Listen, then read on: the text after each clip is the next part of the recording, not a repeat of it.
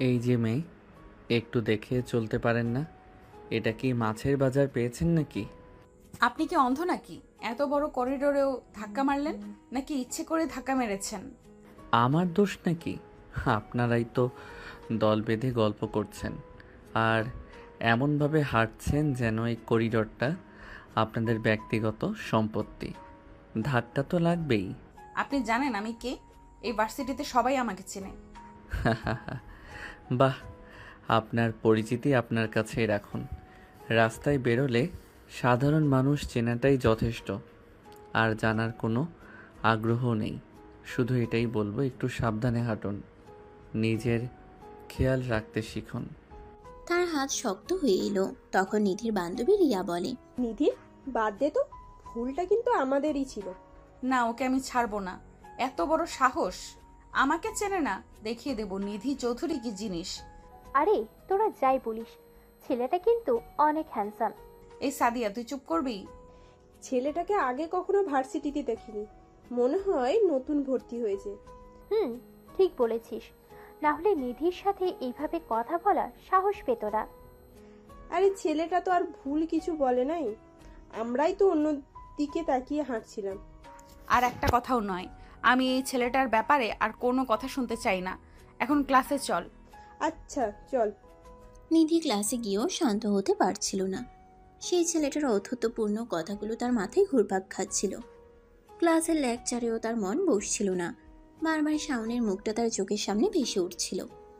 একটা চাপা রাগ আর অপমান বোধ কুড়ে কুড়ে খাচ্ছিল তাকে। নিধি সাধারণত ক্লাসে খুবই মনোযোগী ছাত্রী হিসেবে পরিচিত। শিক্ষকরাও তাকে পছন্দ করতেন, কিন্তু আজ তার অন্য মনস্কতা শিক্ষকের চোখ এড়ালো না। নিধি, তোমার কি শরীর খারাপ লাগছে? না স্যার, তেমন কিছু না, একটু অন্যমনস্ক ছিলাম। মনোযোগ দাও, এই পিকচারটা কিন্তু গুরুত্বপূর্ণ। ক্লাস শেষ হওয়ার পর রিয়া আর সাদিয়া নিধির কাছে এলো। কিরে, ক্লাসেও তোর মন নেই? কি হয়েছে বলতো?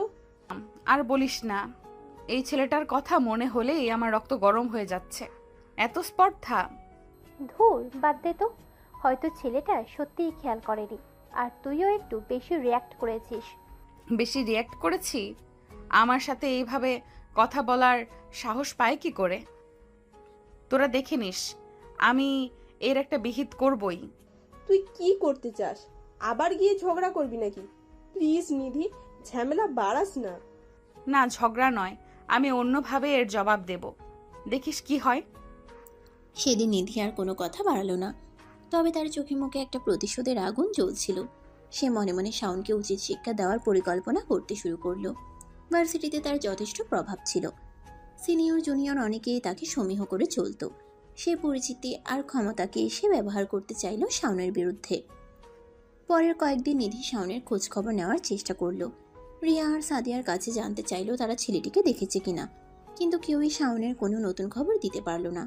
নিধি বুঝতে পারছিল ছেলেটি সম্ভবত নতুন ভর্তি হয়েছে এবং এখনও তেমনভাবে কারো নজরে আসেনি। একদিন নিধি লাইব্রেরিতে বসে অ্যাসাইনমেন্টের কাজ করছিল। হঠাৎ তার চোখ পড়ল একটি পরিচিত মুখের দিকে। লম্বা, হালকা পাতলা গড়ন, তীক্ষ্ণ বুদ্ধিদীপ্ত চোখ। সেটা শাওন। নিধির হৃদস্পন্দন দ্রুত হয়ে গেল। এই তো সেই ছেলে। তার সামনেই বসে অন্য একটি বই পড়ছে। নিধি সুযোগের অপেক্ষায় ছিল। সে ধীরে ধীরে শাওনের টেবিলের কাছে গেল। শাওন তার পড়াশোনায় এতটাই মগ্ন ছিল যে নিধির উপস্থিতি টের পেল না। নিধি কিছুক্ষণ তাকিয়ে রইল তার দিকে। একটা অদ্ভুত অনুভূতি কাজ করছিল তার ভেতরে। রাগ, কৌতূহল আর সেই সাথে অন্য কিছু, যা সে ঠিক বুঝে উঠতে পারছিল না। হঠাৎ নিধি ইচ্ছে করেই একটি বই শাওনের টেবিলের উপর ফেলে দিল। ধরাম করে শব্দ হওয়ায় শাওনের মনোযোগ ভাঙল। সে বিরক্ত হয়ে তাকালো। এটা কি? একটু সাবধানে কিছু ধরতে পারেন না? ও সরি, আসলে আমার একটু ভুল হয়ে গেছে। তবে আপনিও তো সেদিন আমার সাথে ইচ্ছে করে ধাক্কা দিয়েছিলেন, তাই না? শাওন কিছুক্ষণ নিধির দিকে তাকিয়ে রইল। তারপর যেন চিনতে পারল। তার চোখে সামান্য বিরক্তি দেখা গেল। ও, আপনি সেই করিডরের মেয়েটি।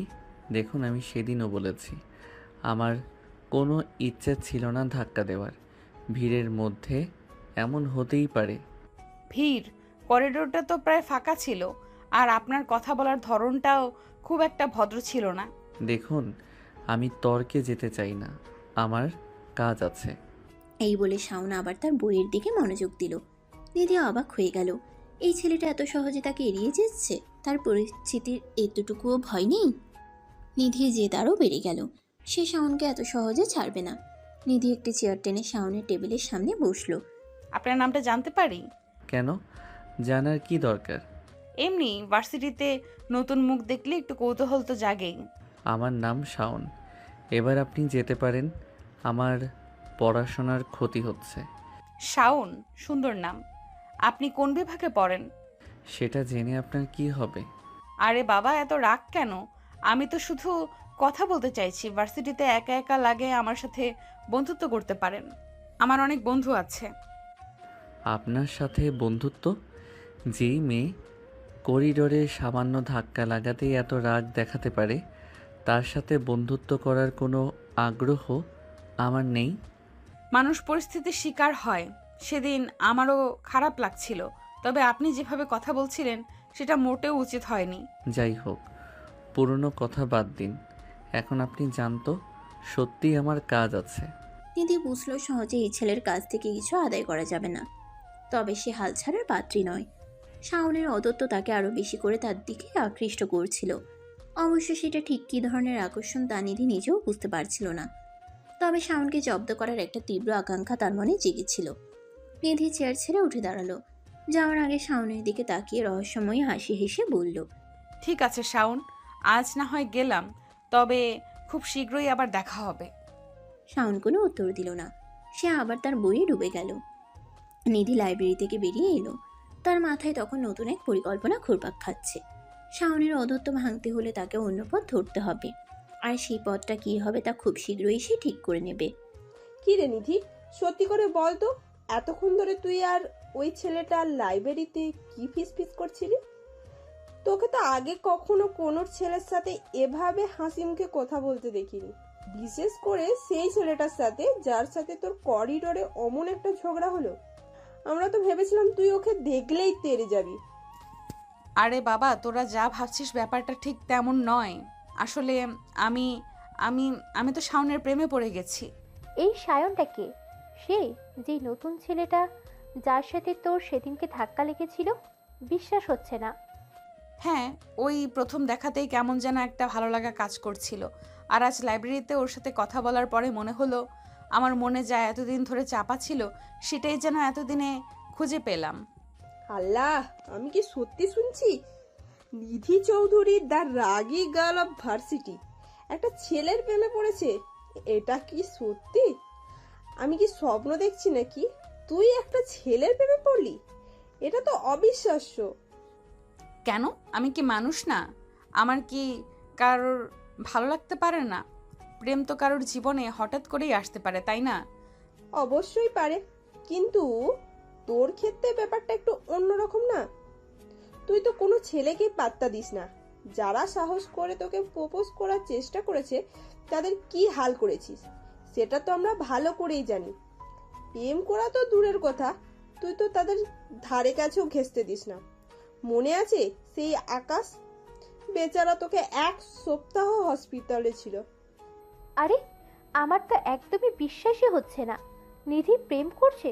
ওয়াও, যাক, অবশেষে আমাদের নিধির জীবনের বসন্তের ছোঁয়া লেগেছে। এটা সত্যিই খুব ভালো খবর। আচ্ছা, ছেলেটা কোন ইয়ারে পড়ে রে? তুই কি জিজ্ঞেস করেছিলি? ওর নামটা যেন কি বললি তুই? সায়ন। দেখতে তো বেশ হ্যান্ডসাম ছিল, মানছি, কিন্তু ওর সম্পর্কে আর কিছু জানিস? না, আসলে আমি জিজ্ঞেস করেছিলাম, কিন্তু ও তেমন কিছু বলতে চায়নি। কেমন যেন একটু চাপা স্বভাবের মনে হলো, তবে ওর চোখগুলো খুব গভীর আর বুদ্ধিদীপ্ত। আরে, কোনো সমস্যা নেই, আমাদের টিম তো আছে। আমরা সবাই মিলে আমাদের ভবিষ্যৎ দুলাভাইয়ের যাবতীয় তথ্য খুঁজে বের করব। ওর ডিপার্টমেন্ট কি, কোথায় থাকে, বন্ধু বান্ধব কার, সব খবর আমরা বের করে ফেলবো। কি বলো রিয়া? এই তোরা থাম তো, আমি এখনো ওর সম্পর্কে কিছুই জানি না, আর তোরা এখনই দুলাভাই বলা শুরু করে দিয়েছিস। একটু তো সময় দে। আরে, এখন না হলেও ভবিষ্যতে তো আমাদের দুলাভাই হবে, তাই না?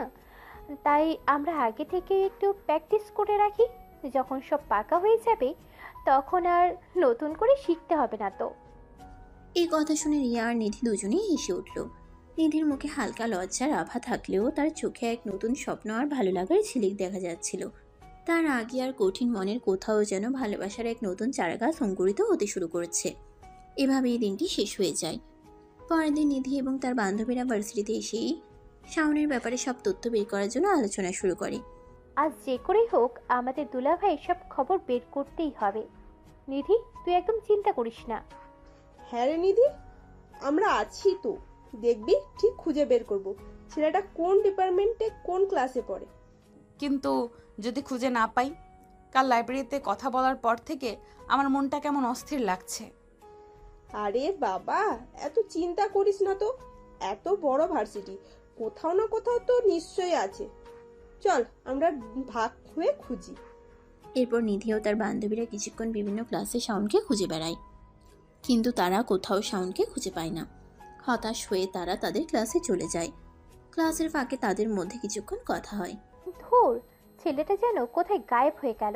এত খোঁজাখুঁজি করলাম অথচ কোথাও দেখলাম না। আমরাও কেমন যেন লাগছে, নতুন ছেলে তো হয়তো এখনো সবার সাথে তেমন মিশে উঠতে পারেনি। আমার মনে হয় না আর খুঁজে পাবো ওকে। ক্লাস শেষ হওয়ার পর তারা ক্যান্টিনে যায়। ক্যান্টিনে ঢুকতে যাবে এমন সময় নিধির বান্ধবী সাদিয়া বলে ওঠে, এই দেখ দেখ বান্ধবী, দুলাভাইকে পেয়ে গেছি। কোথায় কোথায়, সত্যি বলছিস? সাদিয়া ক্যান্টিনের এক কোণে বসা শাওনকে দেখায় সে নাস্তা করছে। যে নাস্তা করছে। তখন তারা তিন বান্ধবী শাওনের কাছে গিয়ে তার টেবিলের চেয়ার টেনে বসে। আরে, আপনারা এখানে কি করছেন? আরে সায়ন, তুমি এখানে? আমরা তো তোমাকেই খুঁজছিলাম। হ্যাঁ, ভাবলাম ক্যান্টিনে হয়তো দেখা হয়ে যেতে পারে। কি খাচ্ছ তুমি? নিধি নীরবে শাওনের দিকে তাকিয়ে থাকে। নিধি কোনো কথা বলছে না, শুধু কথা শুনছে। তুমি সেদিন লাইব্রেরিতে নিধির সাথে একটু রুক্ষভাবে কথা বলেছিলে, তাই না? আসলে নিধি একটু ইমোশনাল তো, তাই হয়তো কষ্ট পেয়েছে। হ্যাঁ, তুমি প্লিজ কিছু মনে করো না। নিধি আসলে খুব ভালো মেয়ে। দেখুন, আমার মনে হয় আপনাদের ভুল হচ্ছে।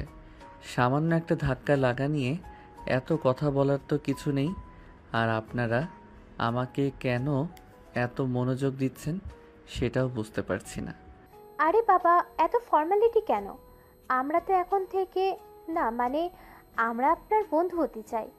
হ্যাঁ ঠিক বলেছিস, আমরা সবাই বন্ধু হব, তাই না সায়ন? শাওনের সাথে কথোপকথনের মাঝখানে নিধির বান্ধবী তাকে দুলাভাই বলে ডাকে। দুলাভাই, আপনি কিছু খাচ্ছেন না কেন? আমাদের সাথে নিন না কিছু। হ্যাঁ দুলাভাই, বলুন না আপনার কি পছন্দ, আমরা এনে দিচ্ছি। দুলাভাই? আপনারা আমাকে বারবার দুলাভাই বলছেন কেন?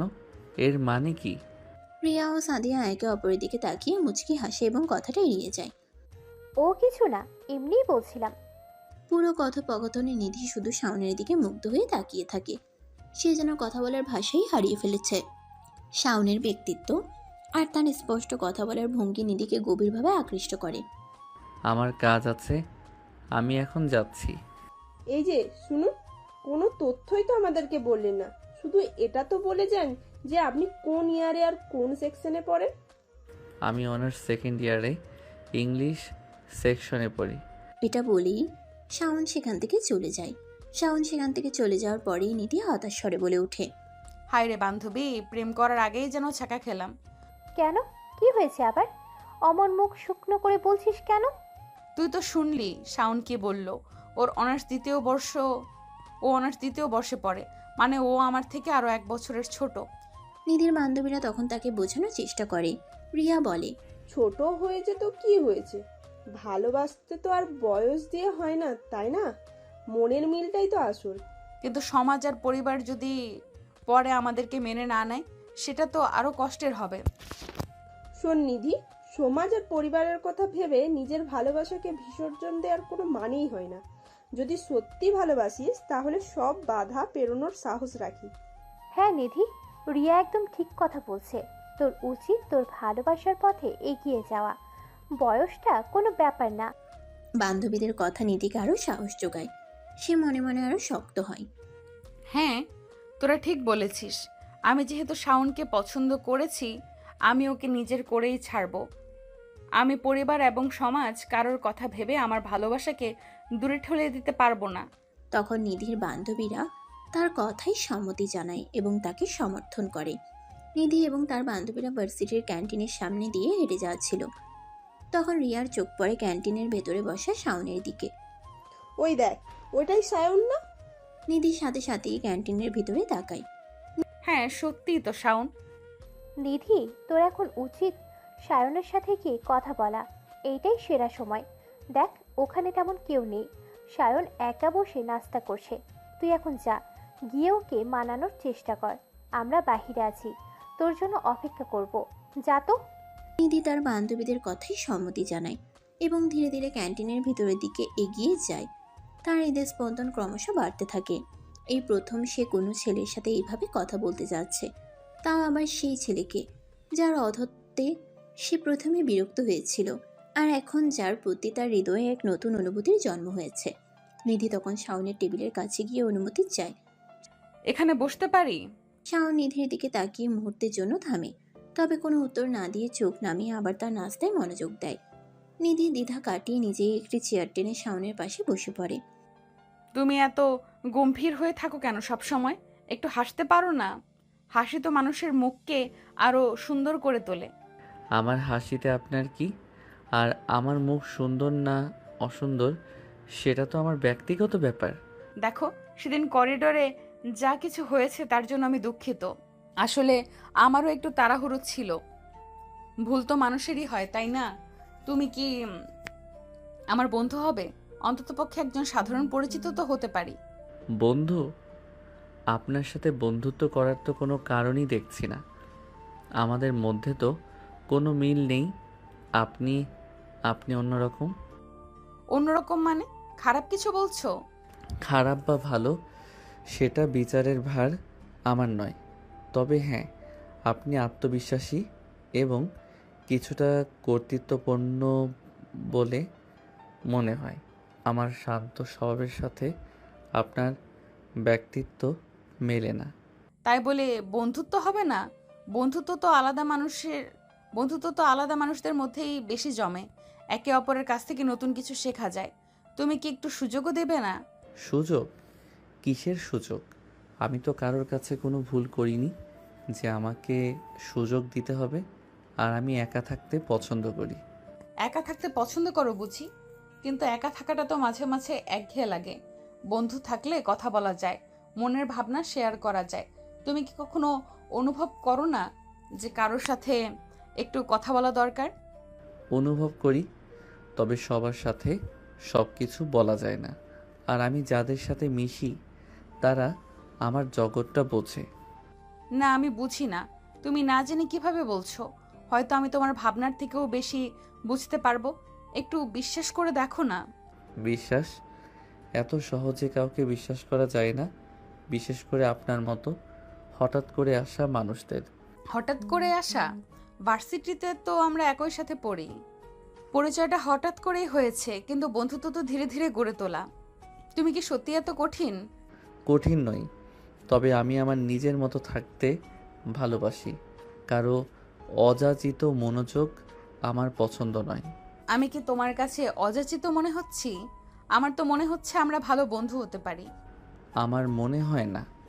শাওন আর কোনো কথা না বাড়িয়ে উঠে দাঁড়ায় এবং তার নাস্তা ট্রে নিয়ে চলে যায়। নিধি হতাশ হয়ে সেই চেয়ারে বসে থাকে।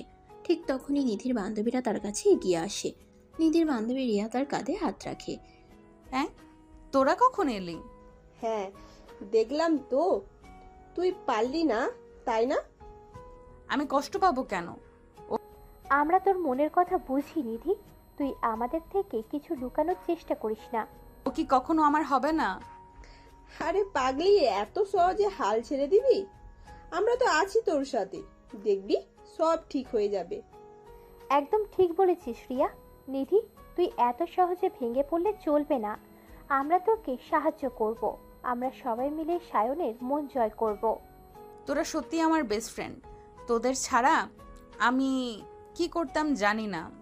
এখন চল, মন খারাপ করিস না। বরং আমরা বসি, চা খাই আর ভাবি এরপর কি করা যায়। হ্যাঁ, একটা প্ল্যান তো করতেই হবে, তাই না? দুলাভাইকে এত সহজে হাতছাড়া করা যাবে না। নিধি তার বান্ধবীদের দিকে তাকিয়ে দুর্বল হাসি হাসে। তার মনে কিছুটা হলেও আশার আলো দেখতে পায়। তার বন্ধুরা যখন তার পাশে আসে তখন হয়তো সত্যিই সবকিছু সম্ভব। ক্যান্টিন থেকে হতাশ হয়ে বেরিয়ে আসে নিধি। তার মনটা দমে গিয়েছিল। শাওনের শীতল আর স্পষ্ট প্রত্যাখ্যান যেন একটা বরফের মতো তার বুকের ভেতর জমে গিয়েছিল। এত সহজে হার মানার পাত্রী সে নয়, কিন্তু শাওনের উদাসীন্য তার আত্মবিশ্বাসে সামান্য হলেও চির ধরিয়েছিল। ক্যান্টিনের বাইরে তার দুই বান্ধবী রিয়া আর সাদিয়া উদ্বিগ্ন মুখে অপেক্ষা করছিল। নিধিকে দেখেই তারা এগিয়ে আসে। কি রে, কি হাল? সায়ন কিছু বলেছে? তোকে কেমন দেখাচ্ছে? আর বলিস না, ও একটু কথা বলতে চাইছে না। ও একদম কথা বলতে চাইছে না, আমার সাথে বন্ধুত্ব করতেও রাজি নয়। মনে হয় যেন আমি কোনো ভুল করেছি। কি বলছিস?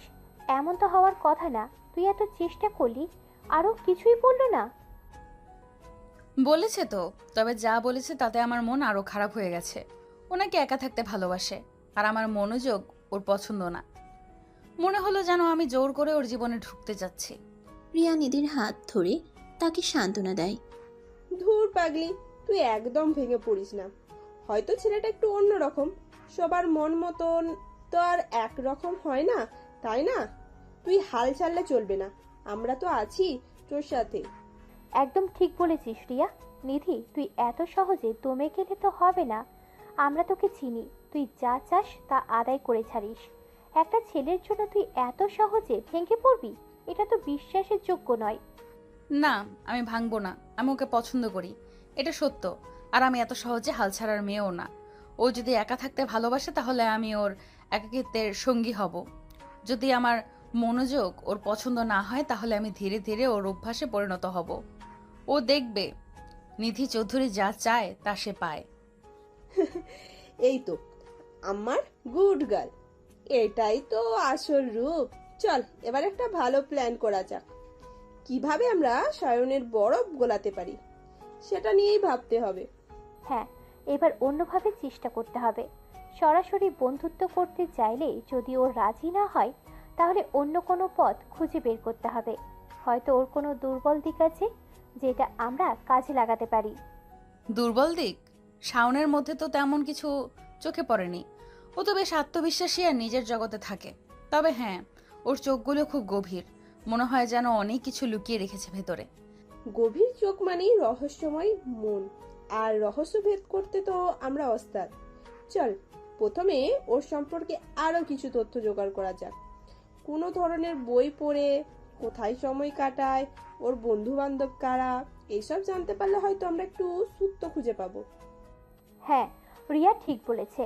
আমরা কাল থেকে লেগে পড়ি। নিধি, তুই একদম চিন্তা করিস না। আমরা সবাই মিলে তোকে সাহায্য করব। আর দেখিস, একদিন ওই সায়ন তোর পাশে এসে দাঁড়াবে। আমি বিশ্বাস করি তোদের কথা, আর আমিও নিজের চেষ্টা চালিয়ে যাব। আমার মনে হয় শাওনের বাইরের কঠিন আবরণের ভেতরে একটা অন্য মানুষ লুকিয়ে আছে, আর আমি সেই মানুষটাকে খুঁজে বের করবই। এরপর 3 বান্ধবী মিলে ক্যান্টিনের বাইরে অন্য একটি নিরিবিলি জায়গায় গিয়ে বসে। তারা শাওনের সম্পর্কে আরও তথ্য সংগ্রহের জন্য বিভিন্ন পরিকল্পনা করতে শুরু করে। নিধির মনে তখনও কিছুটা দ্বিধা ছিল, কিন্তু তার 2 বান্ধবীর উৎসাহ আর নিজেদের প্রতি তার আত্মবিশ্বাস তাকে নতুন করে সাহস যোগায়। আকাশের উজ্জ্বল সূর্য যেন তাদের ভবিষ্যতের পথ দেখাচ্ছে, আর তারা 3 জনে এক নতুন যুদ্ধের প্রস্তুতি নিচ্ছে। এক নীরব যুদ্ধ, যেখানে ভালোবাসার জয় অনিবার্য। নিধি জানে পথটা কঠিন হবে, কিন্তু তার পাশে 2 সেরা বন্ধু আছে, আর তার হৃদয়ে আছে এক গভীর অনুভূতি যা তাকে এগিয়ে যেতে সাহায্য করবে। শাওনের শীতলতা ভেদ করে তার হৃদয়ে উষ্ণতা পরশ পৌঁছে দেওয়ার প্রতিজ্ঞা নিয়ে নিধি নতুন উদ্যমে ঝাঁপিয়ে পড়ার জন্য প্রস্তুত হয়। পরের কয়েকদিন নিধি, রিয়া আর সাদিয়া মিলে শাওনের দুর্বলতা খুঁজে বের করার জন্য আপ্রাণ চেষ্টা চালায়। তারা গোপনে তার গতিবিধি লক্ষ্য করে, তার বন্ধুদের সাথে কথা বলার চেষ্টা করে, এমনকি লাইব্রেরিতে সে কোন ধরনের বই পড়ে তাও দেখে। কিন্তু তাদের সব চেষ্টাই ব্যর্থ হয়। শাওন যেন এক রহস্যময় ব্যক্তিত্বের অধিকারী, যার কোনো দুর্বল দিক খুঁজে পাওয়া যাচ্ছে না।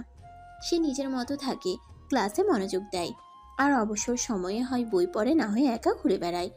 তার জীবন যেন কোনো দুর্বলতার ছিদ্রই নেই, যা দিয়ে নিধি তার হৃদয়ে প্রবেশ করতে পারে। একদিন ক্যান্টিনে বসে নিধি আনমনে চা খাচ্ছিল। তার চোখে মুখে হতাশার ছাপ স্পষ্ট। রিধি আর সাদিয়া তার পাশে এসে বসে। কিরে নিধি, আর কতদিন এভাবে মন খারাপ করে থাকবি? আমরা তো চেষ্টার কোনো ত্রুটি রাখিনি, কিন্তু ছেলেটার যে পাথরের মতন মন, এতটুকুও নরম হচ্ছে না। হ্যাঁ রে, আমরা ওর বন্ধুদের সাথে কথা বললাম, জানতে চাইলাম ওর কোনো পছন্দের জিনিস বা অপছন্দের কিছু আছে কিনা, কিন্তু কেউই তেমন কিছু বলতে পারলো না। মনে হয় যেন ও নিজের একটা দুর্ভেদ্য প্রাচীর তৈরি করে রেখেছে। আমার মনে হয় আমরা ভুল পথে হাঁটছি।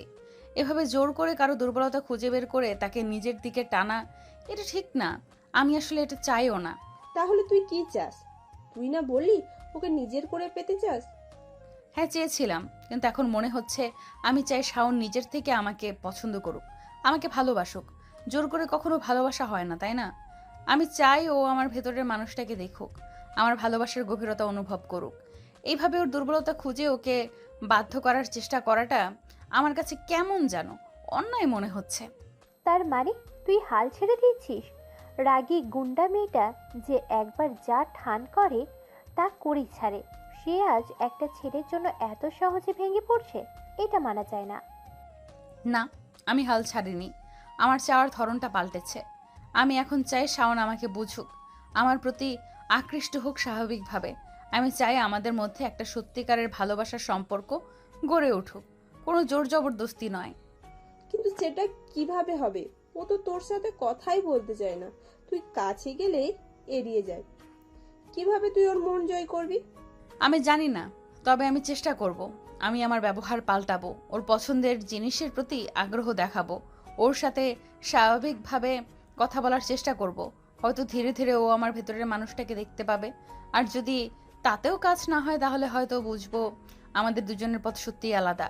কিন্তু জোর করে আমি আর কিছু করতে চাই না। ভালোবাসাটা মন থেকে আসতে হয়, চাপিয়ে দেওয়া যায় না। তুই সত্যিই বদলে গেছিস নিধি। আগে হলে তুই হয়তো অন্য কোনো উপায় বের করতি, ওকে জব্দ করার চেষ্টা করতি, কিন্তু এখন তুই ভালোবাসার মর্যাদা দিচ্ছিস। আমার মনে হয় তোর এই পরিবর্তনটাই হয়তো সায়নের মন ছুঁয়ে যাবে। হ্যাঁ নিধি, আমরা তোর পাশে আছি। তুই যেভাবে চাইবি আমরা সেভাবেই তোকে সাহায্য করব। হয়তো তোর এই সৎ উদ্দেশ্যই একদিন সায়নের হৃদয় জয় করবে। নিধি তার দুই বান্ধবীর দিকে তাকিয়ে একটা হালকা হাসি হাসে। তার মনে কিছুটা শান্তি ফিরে আসে। জোর করে কারো মন পাওয়া যায় না, এই সত্যটা সে অবশেষে উপলব্ধি করতে পেরেছে। এখন তার লক্ষ্য শাওনের হৃদয়ে ভালোবাসার বীজ বপন করা, ধৈর্য আর আন্তরিকতার জল দিয়ে সেই চারা গাছকে সযত্নে লালন করা। বাকিটা সময়ের হাতে ছেড়ে দেওয়া ছাড়া আর কোনো উপায় নেই। পরের দিন ভার্সিটিতে নিধি আর তার বান্ধবীরা মিলে একটি জুনিয়র ছেলেকে ধরে সামান্য র্যাগিং করছিল আর মজা করছিল। তবে ছেলেটা কিছুটা অপ্রস্তুত হয়ে পড়েছিল। ঠিক সেই সময় শাওন সেখান দিয়ে হেঁটে যাচ্ছিল। সে ছেলেটিকে র্যাগিং করতে দেখে এগিয়ে আসে। এই আপনারা কি করছেন? এটা কোনো ভদ্রতা? ভার্সিটিতে এসেছেন পড়াশোনা করতে, পড়াশোনায় মনোযোগ দিন। আর এসব র্যাগিংয়ের মতো কাজ বাদ দিন। জুনিয়রদের সাথে এমন ব্যবহার করা একদম উচিত না। শাওন এই কথাটি বলে ছেলেটির দিকে তাকিয়ে সহানুভূতি দেখায় এবং তাকে সাথে নিয়ে সেখান থেকে চলে যায়। নিধি ও তার বান্ধবীরা অবাক হয়ে শাওনে চলে যাওয়া পথের দিকে তাকিয়ে থাকে। দুলাভাই, এটা কি করলো? আমাদের এইভাবে বকা দিল? হ্যাঁ, আর ছেলেটাকেও সাথে করে নিয়ে গেলে। হায় হায়, এটা আমি কি করে ফেললাম? এমনিতেই ও আমার সাথে বন্ধুত্ব করতে চায় না, আর এখন যদি এই ঘটনার পরে শাওন আমার সাথে আরো খারাপ ব্যবহার করে। হ্যাঁ, তুই ঠিক বলেছিস। আমি তো এটা ভুলে গিয়েছিলাম যে সায়ন এইসব একদম পছন্দ করে না। হ্যাঁ, আমি ভাবিনি ব্যাপারটা এতটা সিরিয়াস হবে। এখন কি হবে? তারা তিনজনেই চিন্তায় পড়ে যায়। তাদের সামান্য মজা করার উদ্দেশ্য যে এমন একটা অপ্রত্যাশিত পরিণতির দিকে মোড় নেবে তা তারা স্বপ্নেও ভাবেনি। নিধির মনে আশঙ্কা দানা বাঁধতে শুরু করে। শাওনের চোখে তার প্রতি বিরক্তি আরও বাড়ল কিনা সেটাই এখন তার প্রধান চিন্তা। সেদিন নিধি আবার লাইব্রেরিতে শাওনের সাথে কথা বলার সাহস করে। সে ভেবেছিল সরাসরি ক্ষমা চেয়ে হয়তো বরফ গলানো যাবে, কিন্তু যখন নিধি শাওনের কাছে গিয়ে দাঁড়ায়, শাওন তাকে দেখেই মুখ ফিরিয়ে অন্যদিকে চলে যায়। নিধি হতভম্ব হয়ে তার চলে যাওয়া পথের দিকে তাকিয়ে থাকে। কিছুক্ষণ পর মন খারাপ করে সে তার বান্ধবীদের কাছে ফিরে আসে। অন্যদিন অন্তত কিছুক্ষণ হলেও আমার সাথে কথা বলতো, কিন্তু আজকে তো একদম মুখ ফিরিয়ে চলে গেল। আমার আজকে সকালের কাজটা একদম ভালো হয়নি। কি হয়েছে রে? সায়ন কি খুব খারাপ ব্যবহার করেছে? খারাপ ব্যবহার করেনি ঠিক, তবে আমার সাথে কথাই বলতে চাইলো না। আমাকে দেখেই যেন এড়িয়ে গেল। ও মনে হয় সত্যিই আমার উপরে খুব রাগ করেছে। সকালবেলা জুনিয়র ছেলেটার সাথে যা করলাম সেটা ওর একদম পছন্দ হয়নি। হ্যাঁ, তুই ঠিকই বলেছিস। সায়নের মুখ দেখে মনে হচ্ছিল ও খুব বিরক্ত হচ্ছে। আমরা তো ভেবেছিলাম ও হয়তো ভুলে যাবে, কিন্তু মনে হচ্ছে ব্যাপারটা ও সিরিয়াসলি নিয়েছে। এখন কি করা যায় বলতো? আমি তো আর ওর কাছে মুখ দেখাতে পারছি না। কিভাবে আমি ওর রাগ কমাবো? আমার তো মনে হচ্ছে আমি ওকে আর আরো দূরে ঠেলে দিলাম। চিন্তা করিস না দোষ, আমরা একটা উপায় বের করব। সায়ন যতই রাগী হোক না কেন, ওরও তো একটা মন আছে। আমরা এমন কিছু করব যাতে ওর রাগ কমে যায়। হ্যাঁ, আমার মনে হয় তোর সরাসরি ওর কাছে গিয়ে ক্ষমা চাওয়া উচিত। নিজের ভুল স্বীকার করলে মানুষ সাধারণত নরম হয়। তুই ওকে বল যে তুই বুঝতে পারছিস তোর কাজটা ঠিক হয়নি এবং ভবিষ্যতেও এমন ভুল আর করবি না। কিন্তু আমার তো সাহস হচ্ছে না। ও যদি আবার মুখ ফিরিয়ে নেয়, আমি সেটা সহ্য করতে পারবো না। আরে বোকা মেয়ে, ভয় পেলে চলবে? তুই না সেই রাগী নিধি যে কারোর কাছে মাথা নত করে না? নিজের ভালোবাসার জন্য একটু সাহস তো দেখা। আমরা তো তোর সাথেই আছি। চল আবার লাইব্রেরিতে যাই। তুই সায়নের কাছে গিয়ে কথা বল, আমরা একটু দূরে দাঁড়িয়ে তোকে সাহস দেব। হ্যাঁ নিধি, এইটাই সঠিক সময়। যা, গিয়ে তোর মনের কথা বল, দেখবি সব ঠিক হয়ে যাবে। নিধি তার বান্ধবীদের দিকে তাকায়। তাদের চোখে মুখে ভরসা দেখতে পায়। একটা গভীর শ্বাস নিয়ে সে আবার শাওনের দিকে এগিয়ে যাওয়ার জন্য মনস্থির করে। তার মনে ভয় থাকলেও শাওনের প্রতি তার অনুভূতি তাকে সাহস যোগায়। এবার দেখা যাক নিধির আন্তরিক ক্ষমা শাওনের কঠিন মন গলাতে পারে কিনা। সাহস সঞ্চয় করে নিধি আবার শাওনের কাছে যায়। তার পা যেন মাটিতে মিশে যাচ্ছিল। হৃদয় স্পন্দন দ্রুত থেকে দ্রুততর হচ্ছিল। ভয়ে তার গলা শুকিয়ে কাঠ। তবুও সে নিজের ভিতরে দুর্বলতাকে দমন করে এগিয়ে যায়। এই যে শোনো, একটু দাঁড়াও। শাওন প্রথমে ভান করে যেন সে শুনতে পায়নি। তার মনোযোগ বইয়ের পাতায় নিবদ্ধ রাখে। কিন্তু নিধির কণ্ঠস্বর চিনতে পেরে সেই কণ্ঠস্বরের ব্যাকুলতা অনুভব করে। অনিচ্ছা সত্ত্বেও ধীরে ধীরে মুখ তুলে তার দিকে তাকায়। তার চোখে সামান্য বিরক্তি মেশানো অদাসীন্য। আমি তোমার কাছে ক্ষমা চাইতে এসেছি। আমার মনে কোনো অহংকার নেই। আমি বুঝতে পারছি আমার ভুল হয়েছে। আমার কাছে ক্ষমা? কিসের জন্য? আমি তো কিছুই বুঝতে পারছি না। ঠিক কী কারণে আপনি আমার কাছে ক্ষমা চাইছেন? ওই যে আজকে সকালে ক্যান্টিনের বাইরে ছেলেটার সাথে যা করেছিলাম তার জন্য। আমার ব্যবহার ঠিক ছিল না। আমি বুঝতে পারিনি আমার সামান্য মজা করাটা তোমার খারাপ লেগেছে। আসলে আমি তেমন খারাপ কিছু করতে চাইনি। দয়া করে আমার ভুলটা ক্ষমা করে দাও। আর কখনো এমনটা হবে না, আমি কথা দিচ্ছি। আমার কাছে ক্ষমা চেয়ে কোনো লাভ নেই। আপনার অনুশোচনা যদি সত্যি হয় তাহলে ওই ছেলেটার কাছে গিয়ে চান। তাকে সকলের সামনে অপ্রস্তুত করার অধিকার আপনাদের ছিল না। র্যাগিং কোনো মজার বিষয় নয়। আপনারা সিনিয়র, আপনাদের উচিত ছিল তাদের পথ দেখানো, ভয় দেখানো নয়। এই কথাগুলো যেন একটি তীরের মতো নিধির বুকে এসে বিঁধে। শাওন আবার মুখ ফিরিয়ে নেয় এবং তার বইয়ের পাতায় গভীর মনোযোগ দেয়। নিধির মনে যেন এক ঠান্ডা স্রোত বয়ে যায়। এতটুকুও নরম হলো না সে। তার ভেতরের সব সাহস যেন মুহূর্তেই উবে গেল। হতাশায় তার পা দুটো যেন আর চলতে চায় না। চোখের পাতা ভিজে ওঠে। সে ধীরে ধীরে তার বান্ধবীদের কাছে ফিরে আসে। তার মুখ হতাশায় পরিপূর্ণ, চোখে জলের ঝাপসা দৃষ্টি। থুর, কোনো লাভই হলো না তোর কাছে ক্ষমা চেয়ে। ও আবার মুখ ফিরিয়ে চলে গেল। ও আসলেই অনেক রাগ করেছে। এখন আমি কি করব কিছুই বুঝতে পারছি না। আমার অনেক কষ্ট হচ্ছে। আগেও আমার সাথে একটু হলেও কথা বলতো, হয়তো বিরক্ত হয়ে হলেও কিছু বলতো, কিন্তু আজকে একটাও কথা বললো না। আমাকে দেখলেই শুধু মুখ ফিরিয়ে চলে যাচ্ছে। মনে হচ্ছে আমি যেন ওর চোখে বিষ হয়ে গেছি। নিধির চোখ তখন পানিতে ভিজে যায়। তার এতদিনের চেষ্টা, এত আশা যেন ব্যর্থ হতে চলেছে। তার বান্ধবীরা দ্রুত এগিয়ে এসে তাকে সান্ত্বনা দেয়। রিয়া তার মাথায় হাত বুলিয়ে দেয়, আর সাদিয়া তার হাত ধরে সাহস জোগানোর চেষ্টা করে। রিয়া নিধির মাথায় হাত বুলিয়ে দেয়। শান্ত হ নিধি, কাঁদিস না, আমরা তো আছি তোর সাথে। হয়তো সায়নও একটু সময় লাগবে, তুই ভেঙে পড়িস না, আমরা আবার চেষ্টা করব। হ্যাঁ রে নিধি, তুই এত সহজে হতাশ হোস না। আমরা তোকে চিনি, তুই যা চাস তা সহজে ছেড়ে দিস না। আমরা আবার চেষ্টা করব, অন্য কোনো উপায় বের করব। দেখবি সব ঠিক হয়ে যাবে। সায়নের মন নরম হবেই। কিন্তু আমার মনে হচ্ছে না আর কিছু হবে। আমি ওকে অনেক কষ্ট দিয়েছি, আমার জন্যই ও আজ এত বিরক্ত। তুই কষ্ট দিসনি নিধি, তুই একটা ভুল করেছিস। আর মানুষ ভুল করে। সায়নেরও একটু সময় দে, দেখবি ও ঠিক বুঝবে। তোর আন্তরিকতা ও নিশ্চয়ই অনুভব করবে। একদম ঠিক। চল এখন এখান থেকে চল। তুই একটু বিশ্রাম নে, মন খারাপ করিস না। আমরা কালকে আবার নতুন করে ভাববো, একটা নতুন পরিকল্পনা করব। আমরা হাল ছাড়বো না। নিধি তার বান্ধবীদের কাঁধে ভর দিয়ে ক্যান্টিনের বাইরে চলে যায়। তার চোখে মুখে গভীর হতাশা আর চাপা কষ্ট। শাওনের কঠিন হৃদয় কি সত্যি কখনো গলবে? এই প্রশ্নটাই এখন তার মনকে কুড়ে কুড়ে খাচ্ছে। পরের কয়েকদিন নিধি শাওনকে মানানোর জন্য আপ্রাণ চেষ্টা চালায়। সে সুযোগ পেলেই শাওনের সামনে গিয়ে দাঁড়ায়, নরম স্বরে কথা বলার চেষ্টা করে। এমনকি তার পছন্দের বইয়ের লেখকের বিষয়েও দু একটা কথা বলার চেষ্টা করে, কিন্তু প্রতিবারই তার চেষ্টা ব্যর্থ হয়। শাওন হয় তাকে সম্পূর্ণ উপেক্ষা করে নিজের কাজে মনোযোগ দেয়, নয়তো দু একটি শুকনো কথা বলে সেখান থেকে সরে যায়। তার চোখে সেই একই শীতল উদাসীন্য খেলা করে, যা নিধির মনে ক্রমশ হতাশার জন্ম দিতে থাকে। একদিন নিধি লাইব্রেরির এক কোণে বসে আনমনে একটা বইয়ের পাতা উল্টাচ্ছিল। তার মন আসলে বইয়ের পাতায় ছিল না, বরং চিন্তায় মগ্ন ছিল।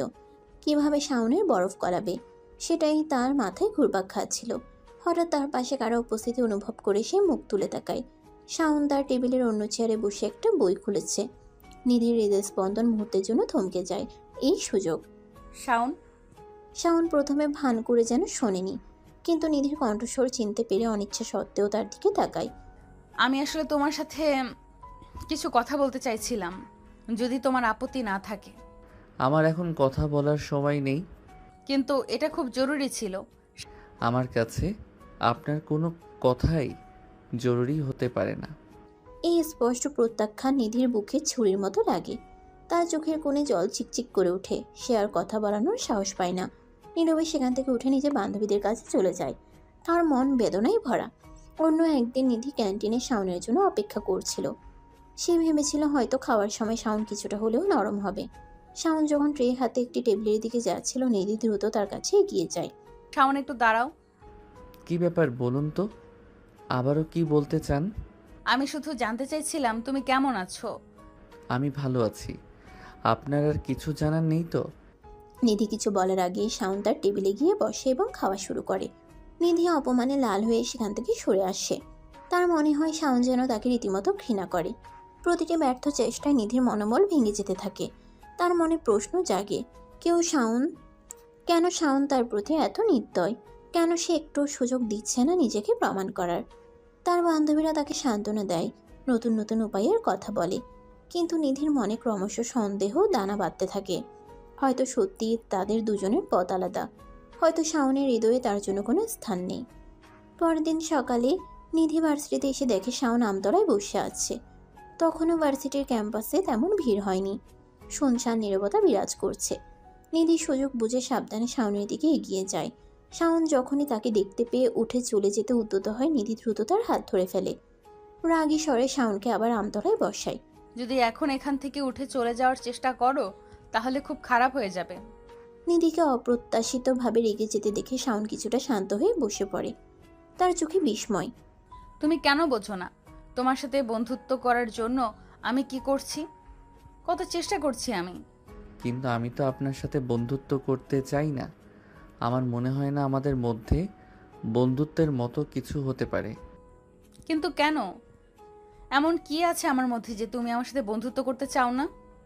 কারণ আপনি আমার সিনিয়র। আমাদের মধ্যে একটা সম্মানজনক দূরত্ব থাকা উচিত। সিনিয়র হলে কি বন্ধুত্ব করা যায় না? এটা কেমন কথা? তুমি যদি চাও আমরা অবশ্যই ভালো বন্ধু হতে পারি। বয়সের পার্থক্য তো কোনো বন্ধুত্বের পথে বাধা নয়। তাছাড়া আপনি যেভাবে চলাফেরা করেন আর যেসব কাজ করেন সেগুলো আমার একদমই পছন্দ না।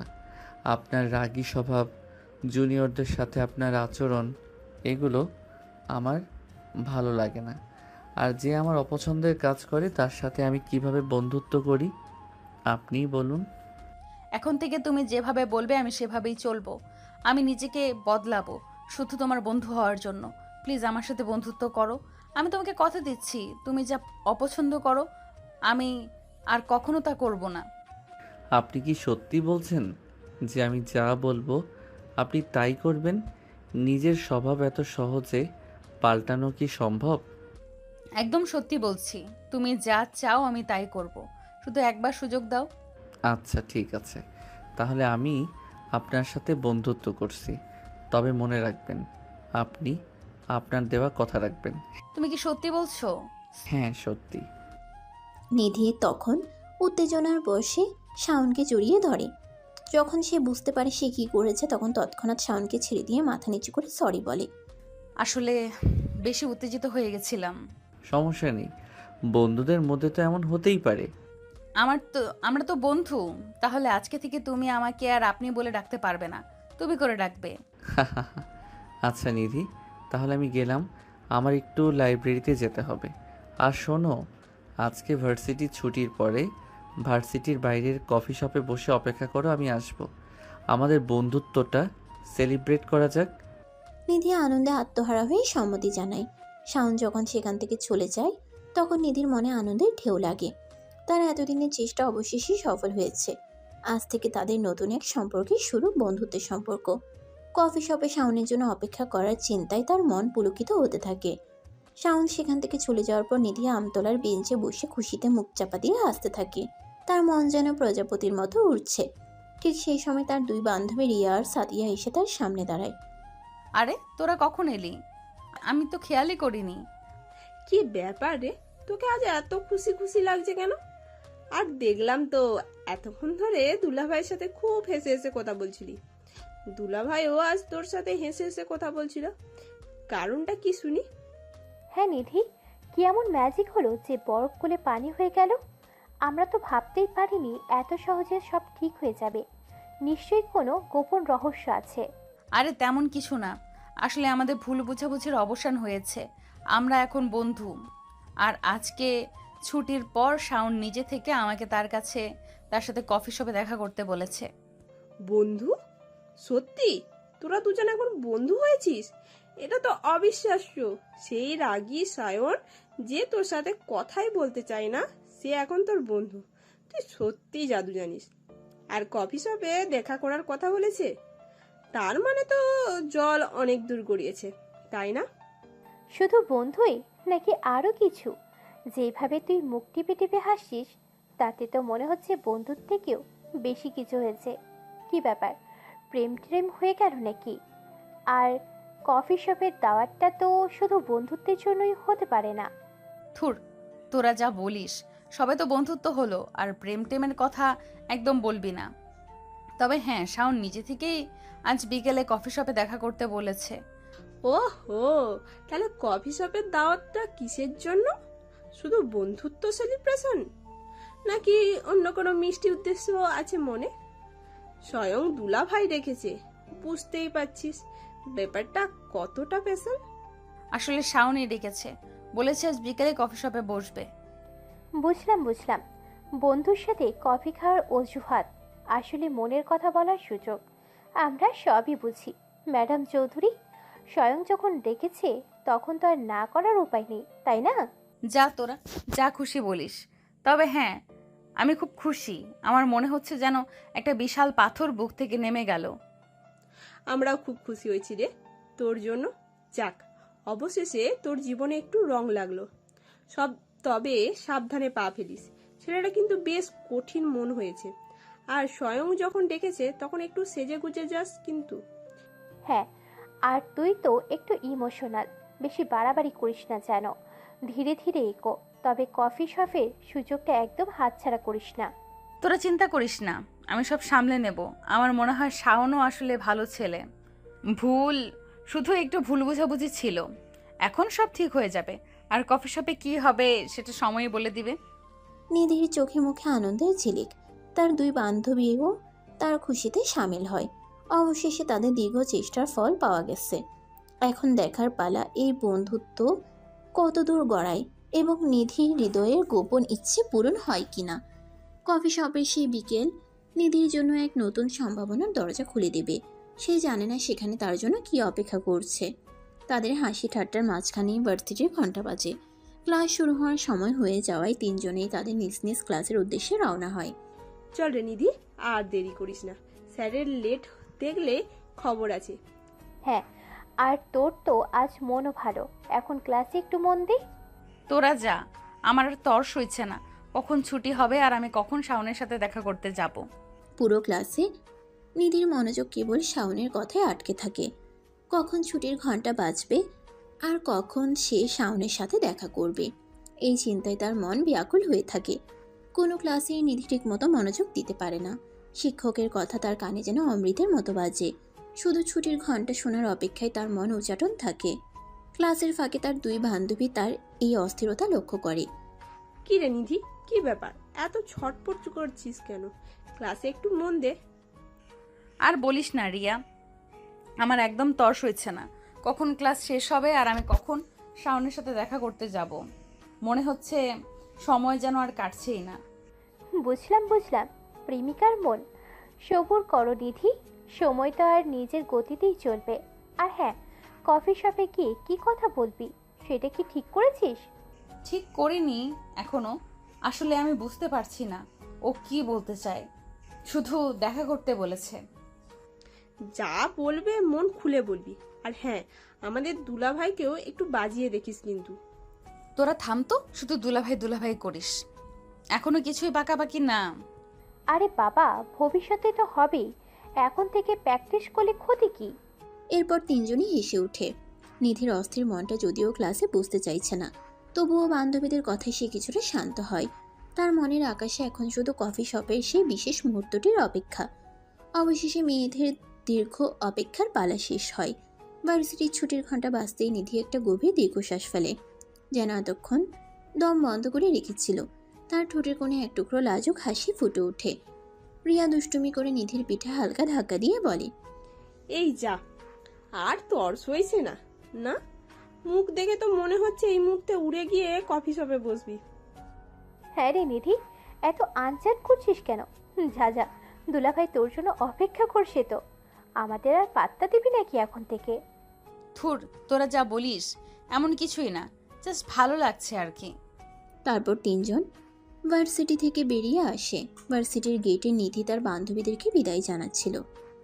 তোরা তাহলে এখন যা, সাবধানে যাস, আর কালকে দেখা হবে। আচ্ছা যা। আর হ্যাঁ, কফি শপে গিয়ে কি কি কথা হলো কালকে কিন্তু ডিটেলস বলবি, একদম যেন কিছু লিখোয়াস না। আর আমাদের দুলাভাইয়ের মুড কেমন ছিল সেটাও জানাস। প্রেগনেন্সির রিপোর্ট চাই কিন্তু। আর হ্যাঁ, বেশি নার্ভাস হোস না, তুই শুধু নিধি চৌধুরী, মনে রাখিস। তোরা না একদম ঠিক আছে, কালকে সব বলবো। এখন যাই, দেরি হয়ে যাচ্ছে।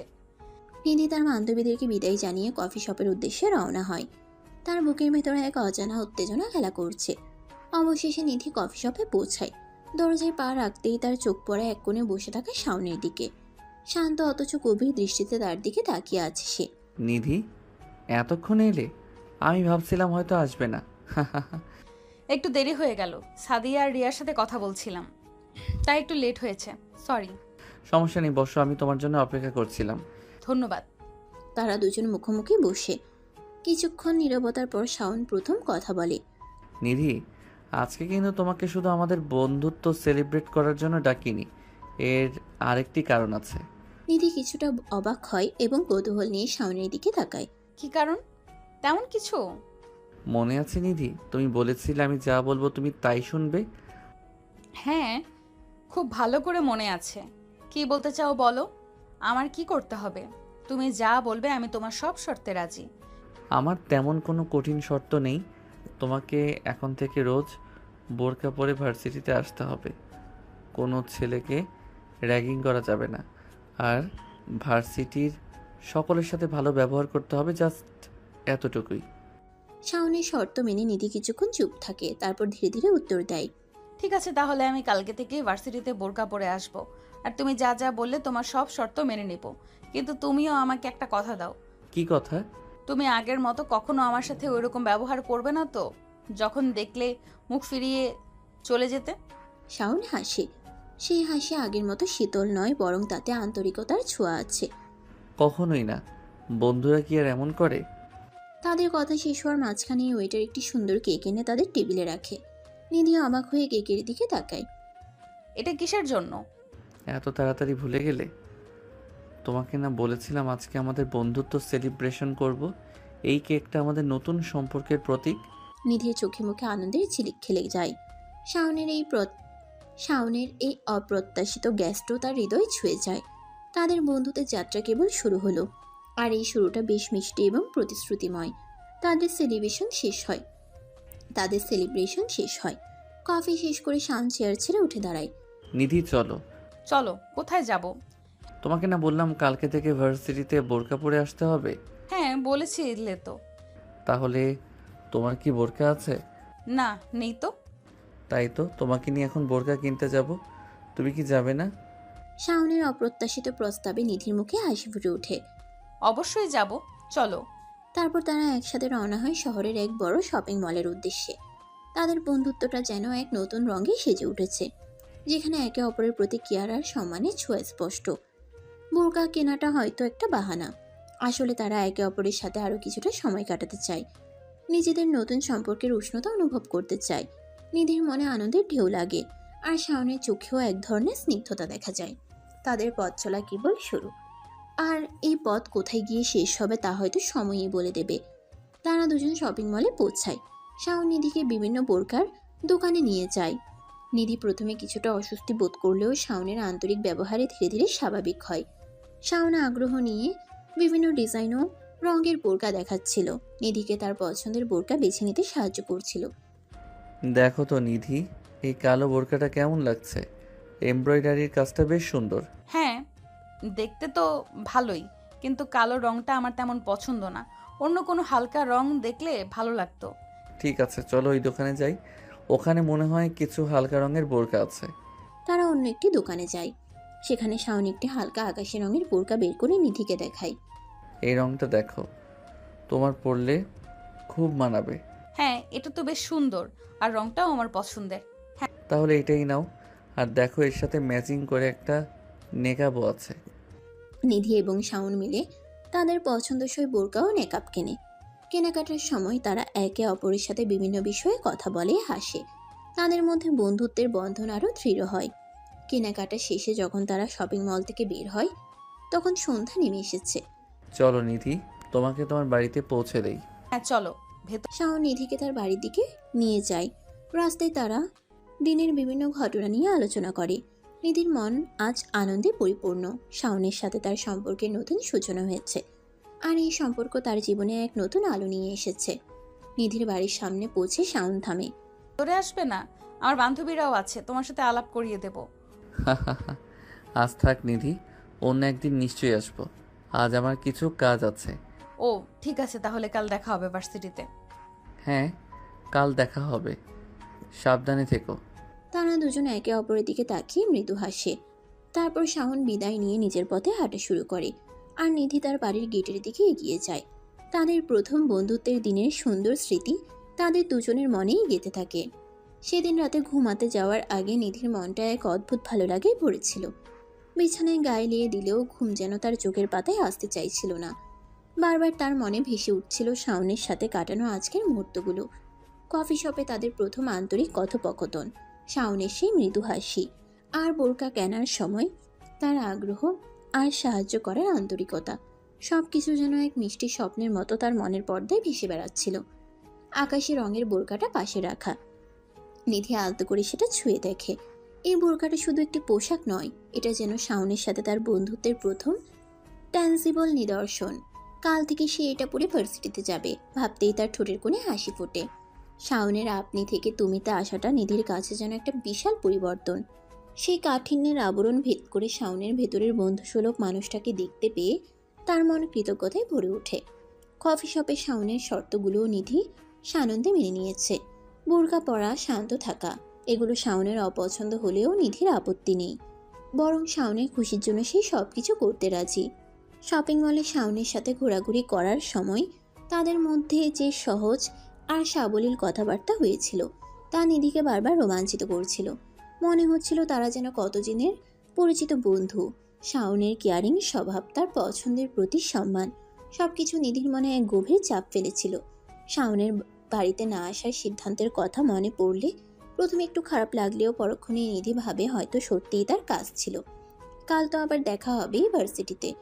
সেই মুহূর্তের অপেক্ষায় তার মন উচাটন হয়ে ওঠে। নিধির মনে হয় তাদের বন্ধুত্বটা যেন ধীরে ধীরে অন্য কোনো দিকে মোড় নিচ্ছে। শাওনের প্রতি তার সেই প্রথম দিনের বিরক্তি আর ঔদ্ধত্যের অনুভূতি এখন কোথায় যেন হারিয়ে গেছে। তার জায়গায় নিয়েছে এক গভীর ভালো লাগা, এক মিষ্টি আকর্ষণ। এই অনুভূতিটা ঠিক কি তা নিধি এখনো পুরোপুরি বুঝতে না পারলেও এর উষ্ণতা সে প্রতি মুহূর্তে অনুভব করতে পারছে। রাতে নীরবতায় নিধি তার বালিশে মুখ গুজে হাসে। আজকের দিনটা তার জীবনের এক নতুন বাঁক। শাওনের বন্ধুত্ব তার জীবনে এক নতুন আলো নিয়ে এসেছে, আর এই আলোয় সে এক নতুন স্বপ্ন দেখতে শুরু করেছে। সেই স্বপ্ন কতদূর যাবে তা হয়তো সময়ই বলবে, কিন্তু আপাতত নিধির মন শান্তিতে ভরে ওঠে। আর এক মিষ্টি আবেশের মধ্যে তার চোখে ধীরে ধীরে ঘুম নেমে আসে। পরের দিন সকালে নিধি যখন বোরকা পরে ভার্সিটিতে যাওয়ার জন্য প্রস্তুত হয়, তখন তার বাবা মা তাদের মেয়ের এই অপ্রত্যাশিত পরিবর্তন দেখে বেশ বিস্মিত হন।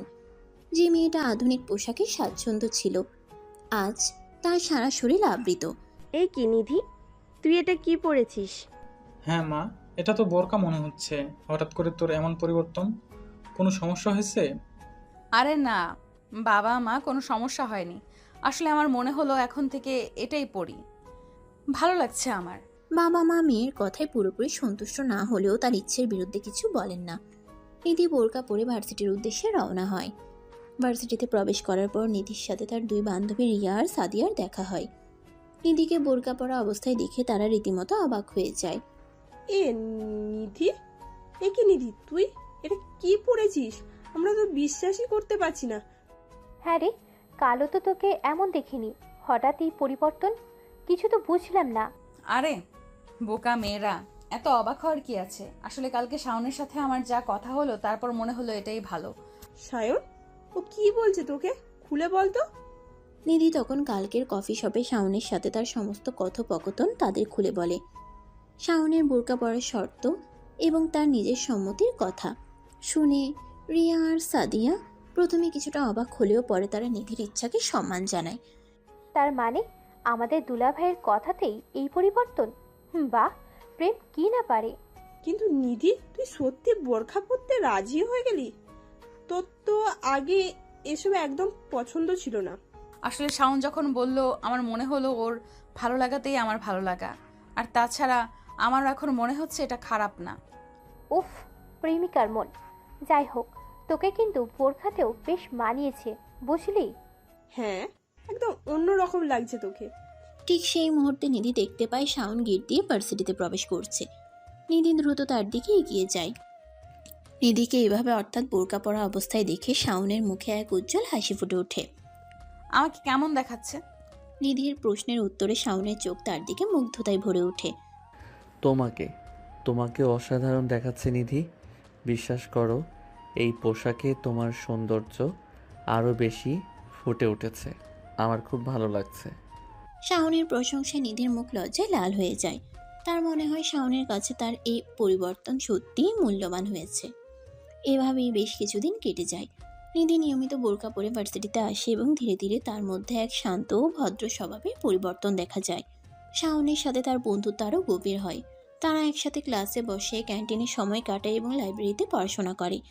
শাওন ও নিধির প্রতি আগের সেই শীতলতা দেখায় না, বরং তার চোখে এক ধরনের মুগ্ধতা প্রায়ই ধরা পড়ে।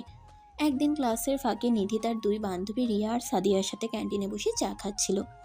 তার মনে একটা অস্থিরতা কাজ করছিল। বন্ধুত্বের সম্পর্কটা তার কাছে যথেষ্ট মনে হচ্ছে না। শাওনের প্রতি তার অনুভূতি আরো গভীর। তোরা শোন, আমি একটা কথা ভাবছি। কি ব্যাপার নিধি, তোর মুখটা এমন শুকনো কেন? আবার কিছু হয়েছে? হ্যাঁ রে, সব ঠিক তো? আসলে আমি আর শাওনের সাথে শুধু বন্ধু হিসেবে থাকতে পারছি না। আমার মনে হয় ওর প্রতি আমার অন্যরকম অনুভূতি জন্ম নিয়েছে। মানে তুই কি সায়নকে ভালোবাসিস? হ্যাঁ, আমার মনে হয় তাই। প্রথম দিকে ওর ঔদ্ধত্যে বিরক্ত হলেও ধীরে ধীরে ওর সরলতা, ওর স্পষ্ট কথা বলার ভঙ্গি আর আমার জন্য ওর কেয়ারিং নেচার আমার মন জয় করে নিয়েছে। Wow, finally! তাহলে আর দেরি করছিস কেন? প্রপোজ করে দে। প্রপোজ? কিন্তু যদি ও রাজি না হয়, আমাদের বন্ধুত্বটাও তো ভেঙে যাবে। আরে বোকা মেয়ে, তুই তুই কি দেখিসনি সায়নের চোখে তোর জন্য অন্যরকম একটা টান আছে? যেভাবে ও তোর সাথে কথা বলে, যেভাবে তোর খেয়াল রাখে, সেটা তো শুধু বন্ধুত্বের মতো নয়। আমার তো মনে হয় ও তোকে পছন্দ করে। একদম ঠিক বলেছিস রিয়া। আর তুই যদি তোর মনের কথা ওনাকে না জানাস তাহলে তোর সারা জীবন একটা আফসোস থেকে যাবে। আমার মনে হয় তোর প্রপোজ করা উচিত। কিন্তু কিভাবে প্রপোজ করব? আমার তো এসবের কোনো অভিজ্ঞতা নেই। চিন্তা করিস না, আমরা আছি তো। আমরা তোকে একটা দারুণ প্রপোজাল প্ল্যান করে দেবো। তুই শুধু আমাদের কথা মতো কাজ করবি। হ্যাঁ, একটা রোমান্টিক সারপ্রাইজ দেব আমরা সায়নকে। ও তো একদম ফিদা হয়ে যাবে। কি বলিস নিধি, রাজি? তোরা যখন আছিস আমার সাথে তখন ভয় কিসের? ঠিক আছে, তাহলে তোরাই আমার প্রপোজালের প্ল্যান করে দে। নিধি তার বান্ধবীর দিকে তাকিয়ে আশার আলো দেখতে পায়। তার মনে সাহস ফিরে আসে। শাওনের প্রতি তার ভালোবাসার কথা জানানোর জন্য সে এখন প্রস্তুত। তার বান্ধবীরা যখন তার পাশে আছে তখন সবকিছু সম্ভব বলে মনে হয়। এখন দেখার পালা তাদের তৈরি করা প্রপোজাল প্ল্যান শাওনের হৃদয় ছুঁতে পারে কিনা। সেদিন রাতে নিধির চোখে ঘুম আসতে চায় না। তার মনের আনাচে কানাচে শুধু শাওনের মুখ আর তাদের আগামীকালের ঘুরতে যাওয়ার পরিকল্পনা। প্রথমে একটু দ্বিধা লাগলেও শাওনের আন্তরিক আগ্রহে সে রাজি হয়েছে। এই প্রথম তারা বন্ধুত্বের বাইরে কোথাও একা সময় কাটাবে। এই ভাবনাতেই তার শরীরে এক মিষ্টি শিহরণ বয়ে যাচ্ছে। কখন সকাল হবে, কখন সে শাওনের সাথে দেখা করবে, এই উত্তেজনায় তার রাত কাটে বিনিদ্র। পরের দিন সকালে নিধি যখন আয়নার সামনে দাঁড়িয়ে নিজেকে শেষবারের মতো দেখছিল তখনই তার ফোন বেজে ওঠে। স্ক্রিনে শাওনের নাম দেখে তার হৃদস্পন্দন বেড়ে যায়। হ্যালো নিধি, রেডি তো? আজকে আমরা কোথায় দেখা করছি মনে আছে? হ্যাঁ শাওন, মনে আছে। রূপসাগর পার্ক। তুমি কখন আসবে? আমি তো প্রায় পৌঁছে গেছি। তুমি কখন বের হচ্ছ? আমি আর কিছুক্ষণের মধ্যেই বের হব। তাহলে গেটে দেখা হচ্ছে। হ্যাঁ, গেটে অপেক্ষা করব। তারা দুজনে কল কেটে দেয়। নিধির মনে একটা উত্তেজনা। আজ যেন সবকিছু একটু অন্যরকম। কিছুক্ষণের মধ্যেই নিধি রূপসাগর পার্কের গেটে এসে পৌঁছায়। গেটের বাইরে দাঁড়িয়ে শাওনা অপলক দৃষ্টিতে তার দিকে তাকিয়েছিল।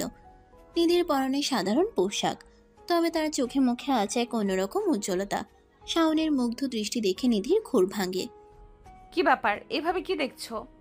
আজকে তোমাকে অন্য দিনের চেয়েও অনেক সুন্দর লাগছে। শাওনের অকপট প্রশংসায় নিধির গাল দুটো লজ্জায় লাল হয়ে ওঠে।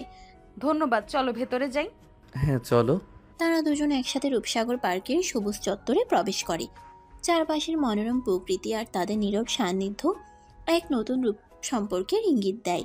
নিধির মনে ক্ষীণ আশা জাগে, হয়তো আজকের দিনটি তাদের বন্ধুত্বের সীমানা পেরিয়ে অন্য কোনো নতুন দিগন্তে পাড়ি দেবে। পার্কে কিছুক্ষণ সময় কাটানোর পর নিধি শাওনকে নিয়ে ধীরে ধীরে পার্কের এক নির্জন কোণে যায়, যেখানে সবুজ ঘাসের গালিচা আর রঙিন ফুলের বাগান এক মনোরম পরিবেশ সৃষ্টি করেছে। এদিকে কেন আসলে নিধি? এখানে তো তেমন কেউ নেই। নিধি শাওনের দিকে গভীর মমতায় তাকায়। তার চোখে আজ আর সেই রাগী বা জেদি ভাব নেই। সেখানে শুধুই ভালোবাসা আর প্রত্যাশার আলো ঝলমল করছে। ধীরে ধীরে কিছুটা নার্ভাস ভঙ্গিতে নিধি হাঁটু গেড়ে বসে। শাওন তার অপ্রত্যাশিত কাণ্ড দেখে অবাক হয়। শাওন, তুমি আমার জীবনে এক নতুন আলো নিয়ে এসেছো। প্রথম যেদিন তোমার সাথে আমার দেখা হয়েছিল তখন ভাবিনি আমাদের সম্পর্কটা এত দূর গড়াবে। তোমার স্পষ্ট কথা, তোমার সরলতা আর আমার প্রতি তোমার যে বন্ধুত্বের হাত বাড়িয়ে দিয়েছো, সব কিছু আমার মন ছুঁয়ে গেছে। শুধু বন্ধু হিসেবে নয়, আমি তোমাকে আমার জীবনসঙ্গী হিসেবে চাই। তুমি কি আমার হবে? শাওন নিধির প্রস্তাবনায় প্রথমে কিছুটা হতবাক হয়ে যায়। তার চোখে বিস্ময় আর আনন্দের মিশ্রণ দেখা যায়। সে কখনো ভাবেনি নিধি, সেই রাগী গুন্ডি মেয়েটি, এভাবে তার কাছে ভালোবাসার প্রস্তাব দেবে। কিছুক্ষণ নীরব থেকে শাওন ধীরে ধীরে নিধির দিকে এগিয়ে আসে এবং তাকে আলতো করে ধরে তোলে। নিধি, তুমি জানো না তোমার এই প্রস্তাব আমার কাছে কতটা অপ্রত্যাশিত আর আনন্দের। আমিও তোমাকে শুধু বন্ধু হিসেবে দেখিনি কখনো। তোমার ভেতরের সেই সরল সুন্দর মনটা কবে যে আমার হৃদয় জয় করে নিয়েছে তা আমি নিজেও জানি না। হ্যাঁ নিধি, আমি তোমার প্রস্তাবে রাজি। আমি তোমার হতে চাই। শাওনের স্বীকৃতিতে নিধির চোখ অশ্রু সজল হয়ে ওঠে। সে দ্রুত শাওনের হাত ধরে উঠে দাঁড়ায় এবং আবেগে আপ্লুত হয়ে তাকে শক্ত করে জড়িয়ে ধরে। শাওনও গভীর ভালোবাসা নিধিকে বুকে টেনে নেয়। চারপাশের মনোরম প্রকৃতি যেন তাদের ভালোবাসার এই পবিত্র মুহূর্তের সাক্ষী থাকে। তাদের আলিঙ্গনে মিশে থাকে দীর্ঘ প্রতীক্ষা। নীরব ভালোবাসা আর এক নতুন সম্পর্কের উষ্ণতা। পার্কের নীরবতা ভেঙে শুধু তাদের হৃদস্পন্দনের আওয়াজ শোনা যায়, যা তাদের গভীর ভালোবাসার জানান দেয়। এই রোমান্টিক মুহূর্ত যেন তাদের জীবনের এক নতুন অধ্যায়ের সূচনা করে। তাদের আলিঙ্গন ভাঙে এক স্নিগ্ধ বাতাসে, যা পার্কের ফুলের সুবাস বয়ে আনছিল। নিধি আলতো করে শাওনের মুখের দিকে তাকায়, তার চোখে কৃতজ্ঞতা আর অফুরন্ত ভালোবাসা। শাওনও গভীর মায়ায় নিধির ভেজা চোখের দিকে তাকিয়ে থাকে। কাঁদছো কেন? এটা তো খুশির মুহূর্ত। হ্যাঁ, খুশির কান্না। আমি বিশ্বাস করতে পারছি না তুমি সত্যিই আমার হয়েছো। আমিও বিশ্বাস করতে পারছি না এত সহজে আমার জীবনের সবচেয়ে সুন্দর স্বপ্নটা সত্যি হয়ে গেল। তারা একে অপরের হাত ধরে পার্কের সবুজ ঘাসের উপর দিয়ে হেঁটে বেড়ায়। নীরবতা ভেঙে মাঝে মাঝে শুধু পাখির কলতান আর তাদের মৃদু ফিসফিসানি শোনা যায়। তাদের চোখে মুখে এক নতুন আভা, হৃদয়ে এক নতুন স্পন্দন। এক জায়গায় তারা একটি পুরনো গাছের নিচে বসে। শাওন নিধির হাত ধরে নিজের বুকের কাছে টেনে নেয়। নিধি আলতো করে শাওনের কাঁধে মাথা রাখে। আমার মনে হচ্ছে যেন আমি কোনো স্বপ্ন দেখছি। এটা স্বপ্ন নয় নিধি, এটা সত্যি। শাওন নিধির চুলে হাত বুলিয়ে দেয়। তারা কিছুক্ষণ নীরব থাকে, একে অপরের উষ্ণতা অনুভব করে। শাওন ধীরে ধীরে নিধির মুখটি তার দিকে ফেরায়। তাদের চোখাচোখি হয়, আর সেই দৃষ্টিতে মিশে থাকে গভীর ভালোবাসা আর অসীম প্রতিশ্রুতি। আমাদের ভালোবাসা সত্যি। তুমি জানো, প্রথম যেদিন তোমাকে বোরকা পরে ভার্সিটিতে আসতে দেখেছিলাম, সেদিন আমার মনে এক অদ্ভুত শান্তি অনুভব করেছিলাম। মনে হয়েছিল আমার দেখা সেই রাগী মেয়েটার ভেতরের সুন্দর মানুষটা যেন আজ বাইরে এসেছে। আর আমার মনে হচ্ছিল তোমার সব শর্ত মেনে নিয়ে আমি হয়তো ভুল করিনি। তুমি কখনো ভুল করনি নিধি। তোমার এই পরিবর্তন আমার মন জয় করে নিয়েছে আরো বেশি করে। শাওন নিধির হাত আরো শক্ত করে ধরে তারা একে অপরের দিকে ঝুঁকে আসে। তাদের ঠোঁট একে অপরের সাথে মিশে এক গভীর ভালোবাসার স্পর্শে। চারপাশের প্রকৃতি যেন তাদের এই প্রথম প্রেমের স্পর্শকে আরো মধুময় করে তোলে। সময় যেন থমকে দাঁড়ায়। শুধু তাদের ভালোবাসার উষ্ণ শ্বাস আর হৃদস্পন্দনের শব্দ শোনা যায়। কিছুক্ষণ পর তারা একে অপরের থেকে সরে আসে। দুজনের মুখেই লাজুক হাসি। চলো এবার বাড়ি ফেরা যাক, অনেক দেরি হয়ে গেছে। চলো, কিন্তু কাল থেকে আমাদের সম্পর্কের নতুন নাম হবে, তাই না? শুধু বন্ধু নয়। হ্যাঁ, শুধু বন্ধু নয়, তার থেকেও অনেক বেশি কিছু। তারা হাত ধরে পার্ক থেকে বেরিয়ে আসে। তাদের মনে আছে এক নতুন জগৎ, যেখানে শুধু ভালোবাসা আর স্বপ্ন বোনা। তাদের প্রেম জীবনের এই রোমান্টিক মুহূর্তগুলো তাদের হৃদয়ে চিরস্থায়ী হয়ে থাকবে। একদিন গভীর রাতে শাওনের ফোন নিধির নীরব ঘুম ভেঙে দেয়। হ্যালো জান, কি করো? এই তো জান, এখন ঘুমাবো। তুমি কি করো? এত রাতে ফোন করেছো? আমিও ঘুমাবো ভাবছি, কিন্তু কিন্তু কি, কোনো সমস্যা হয়েছে? অনেক ইচ্ছে করে তোমাকে জড়িয়ে ধরে ঘুমাতে, তোমাকে আদর করতে। তোমাকে খুব মিস করছি নিধি। তাহলে আর দেরি কেন? আমাকে বিয়ে করে নাও, তখন তোমার ইচ্ছের পূর্ণতা পাবে, সব সময় আমার পাশে থাকতে পারবে। কিন্তু তোমার বাবা মা কি রাজি হবেন? তারা তো তোমাকে অনেক ভালোবাসেন। আমার মনে হয় না তারা এত তাড়াতাড়ি তোমাকে আমার হাতে তুলে দেবেন। আমি বললে আর তাদের যদি তোমাকে পছন্দ হয় তাহলে অবশ্যই রাজি হবেন। তুমি ভেবো না, আমার বিশ্বাস আছে তাদের উপর। সত্যি বলছো তুমি? তোমার মনে কোনো দ্বিধা নেই তো? একদম না, আমি তোমাকে ভালোবাসি এবং আমি চাই আমরা খুব তাড়াতাড়ি একসাথে জীবন শুরু করি। তাহলে রেডি থেকো, কালকে আমি আর আমার পরিবার তোমার বাড়িতে আসব, তোমার বাবা মায়ের সাথে কথা বলতে। সত্যি বলছো তুমি? এই তো আমার সোনা বর, আমি কালকের জন্য অপেক্ষা করব। হ্যাঁ রে আমার পাগলি, রেডি থেকো, এখন ঘুমিয়ে পড়ো, কাল অনেক কথা হবে। ঠিক আছে যান, শুভরাত্রি, ভালোবাসি। শুভরাত্রি। আমার ভালোবাসা আমিও ভালোবাসি। ফোন কাটার পর নিধির চোখে ঘুম আর আসে না। তার মন আনন্দে ভরে ওঠে।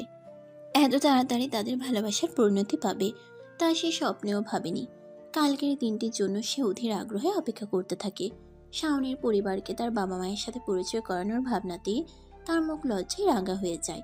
তার মনে একটাই আশা, শাওনকে যেন তার বাবা মা পছন্দ করেন এবং তাদের ভালোবাসার পথে আর কোনো বাধা না থাকে। পরের দিন সকালে শাওন তার বাবা মায়ের কাছে গিয়ে নিধির সাথে তার গভীর ভালোবাসার কথা খুলে বলে। সে নিধির ব্যক্তিত্ব, তার ভেতরের সরলতা এবং তাদের দুজনের ভবিষ্যতের স্বপ্নের কথা জানায়। শাওনের বাবা মা তাদের ছেলের মুখে এত গভীর আবেগ দেখে মুগ্ধ হন। তারা শাওনের পছন্দকে সম্মান জানান এবং সানন্দে তাদের সম্মতি দেন। তাদের একটাই চাওয়া, তাদের ছেলে যেন সুখী হয়। বাবা, আমরা তোমার পছন্দকে সম্মান করি। যদি তুমি মেয়েটিকে ভালোবেসে থাকো তাহলে আমাদের কোনো আপত্তি নেই। আমরা কালই নিধিদের বাড়িতে যাব। হ্যাঁ বাবা, আমরাও মেয়েটিকে দেখতে চাই। যদি সে আমাদের পরিবারের যোগ্য হয় তাহলে আমাদের কোনো দ্বিমত থাকবে না। ধন্যবাদ বাবা মা, তোমরা আমার জীবনের সবচেয়ে বড় সাপোর্ট। শাওন তার বাবা মায়ের সম্মতিতে যার পরনাই খুশি হয়। এরপর তারা সবাই মিলে নিধিদের বাড়ির উদ্দেশ্যে রওনা হয়। নিধি তাদের আসার খবর আগেই তার বাবা মাকে জানিয়েছিল। প্রথমে কিছুটা অবাক হলেও মেয়ের মুখে শাওনের প্রতি গভীর ভালোবাসা দেখে তারাও শাওনের পরিবারের জন্য অপেক্ষা করতে থাকেন। যখন শাওন তার বাবা মাকে নিয়ে নিধিদের বাড়িতে এসে পৌঁছায় তখন নিধির বাবা এগিয়ে এসে তাদের আন্তরিকভাবে অভ্যর্থনা জানান। আসুন আসুন, আপনারা কষ্ট করে এসেছেন, বসুন। ধন্যবাদ ভাই সাহেব। আপনার মেয়ের মুখে শাওনের কথা শুনেই আমরা আর দেরি করতে পারলাম না। আসলে ছেলে আমাদের নিধির ব্যাপারে খুবই সিরিয়াস। হ্যাঁ, নিধিও আমাদের শাওনের কথা অনেক বলেছে। আমরাও আজ আপনাদের সাথে কথা বলার জন্য অপেক্ষা করছিলাম। এরপর তারা সকলে বসেন এবং দীর্ঘক্ষণ ধরে আলোচনা চলে। শাওনের বাবা মা নিধির বাবা মাকে তাদের পরিবারের কথা, শাওনের পড়াশোনা ও ভবিষ্যতের লক্ষ্যের কথা জানান। নিধির বাবা মাও তাদের পরিবারের ঐতিহ্য এবং নিধির স্বপ্ন ও আকাঙ্ক্ষার কথা বলেন। রিধিমা, তোমাকে প্রথম দেখাতেই আমার খুব ভালো লেগেছে। তোমার চোখে একটা সরলতা আর আন্তরিকতা আছে, যা আজকালকার মেয়েদের মধ্যে খুব কম দেখা যায়। ধন্যবাদ ভাবি সাহেব। শাওনও খুব মিষ্টি ছেলে। ওর ভদ্র ব্যবহার আর মিষ্টি কথা আমাদের মন জয় করে নিয়েছে। আসলে ছেলে মেয়ে দুজন দুজনকে পছন্দ করে, এটাই বড় কথা। আমরা তো শুধু তাদের সুখ চাই। একদম ঠিক বলেছেন ভাই সাহেব, আমাদেরও এই চাওয়া। যদি আপনাদের কোনো আপত্তি না থাকে তাহলে আমরা ওদের বিয়ের দিনক্ষণ নিয়ে আলোচনা করতে পারি। আমাদের কোনো আপত্তি নেই। আপনারা যখন ভালো মনে এসেছেন তখন শুভ কাজটা সেরে ফেলাই ভালো। এরপর দুই পরিবার একসাথে বসে তাদের বিয়ের দিনক্ষণ ঠিক করেন। সকলের সম্মতি এবং খুশির মধ্যে দিয়ে তাদের শুভ পরিণয়ের প্রস্তুতি শুরু হয়। নিধি ও শাওনের চোখে মুখে আনন্দের ঝিলিক। তাদের ভালোবাসার স্বপ্ন অবশেষে বাস্তবে রূপ নিতে চলেছে। সেদিনের সমস্ত উত্তেজনা আর আনন্দ শেষে রাতে নিধি তার ঘরে একা। কিছুক্ষণ আগেই শাওন ফোন করেছিল। তাদের দুজনের মনেই আজ এক নতুন অনুভূতি, এক অন্যরকম ভালো লাগা। হ্যালো। হ্যালো আমার হবু বউ, আজ সারাদিন যা ঘটলো বিশ্বাস হচ্ছে, মনে হচ্ছে যেন কোনো স্বপ্ন দেখছি। আমারও তাই মনে হচ্ছে জান। বাবা মা যে এত সহজে রাজি হবেন আমি ভাবিনি। আর তোমার বাবা মাও কত ভালো। আসলে তোমার মধ্যে এমন কিছু আছে যা সবাইকেই মুগ্ধ করে নিধি।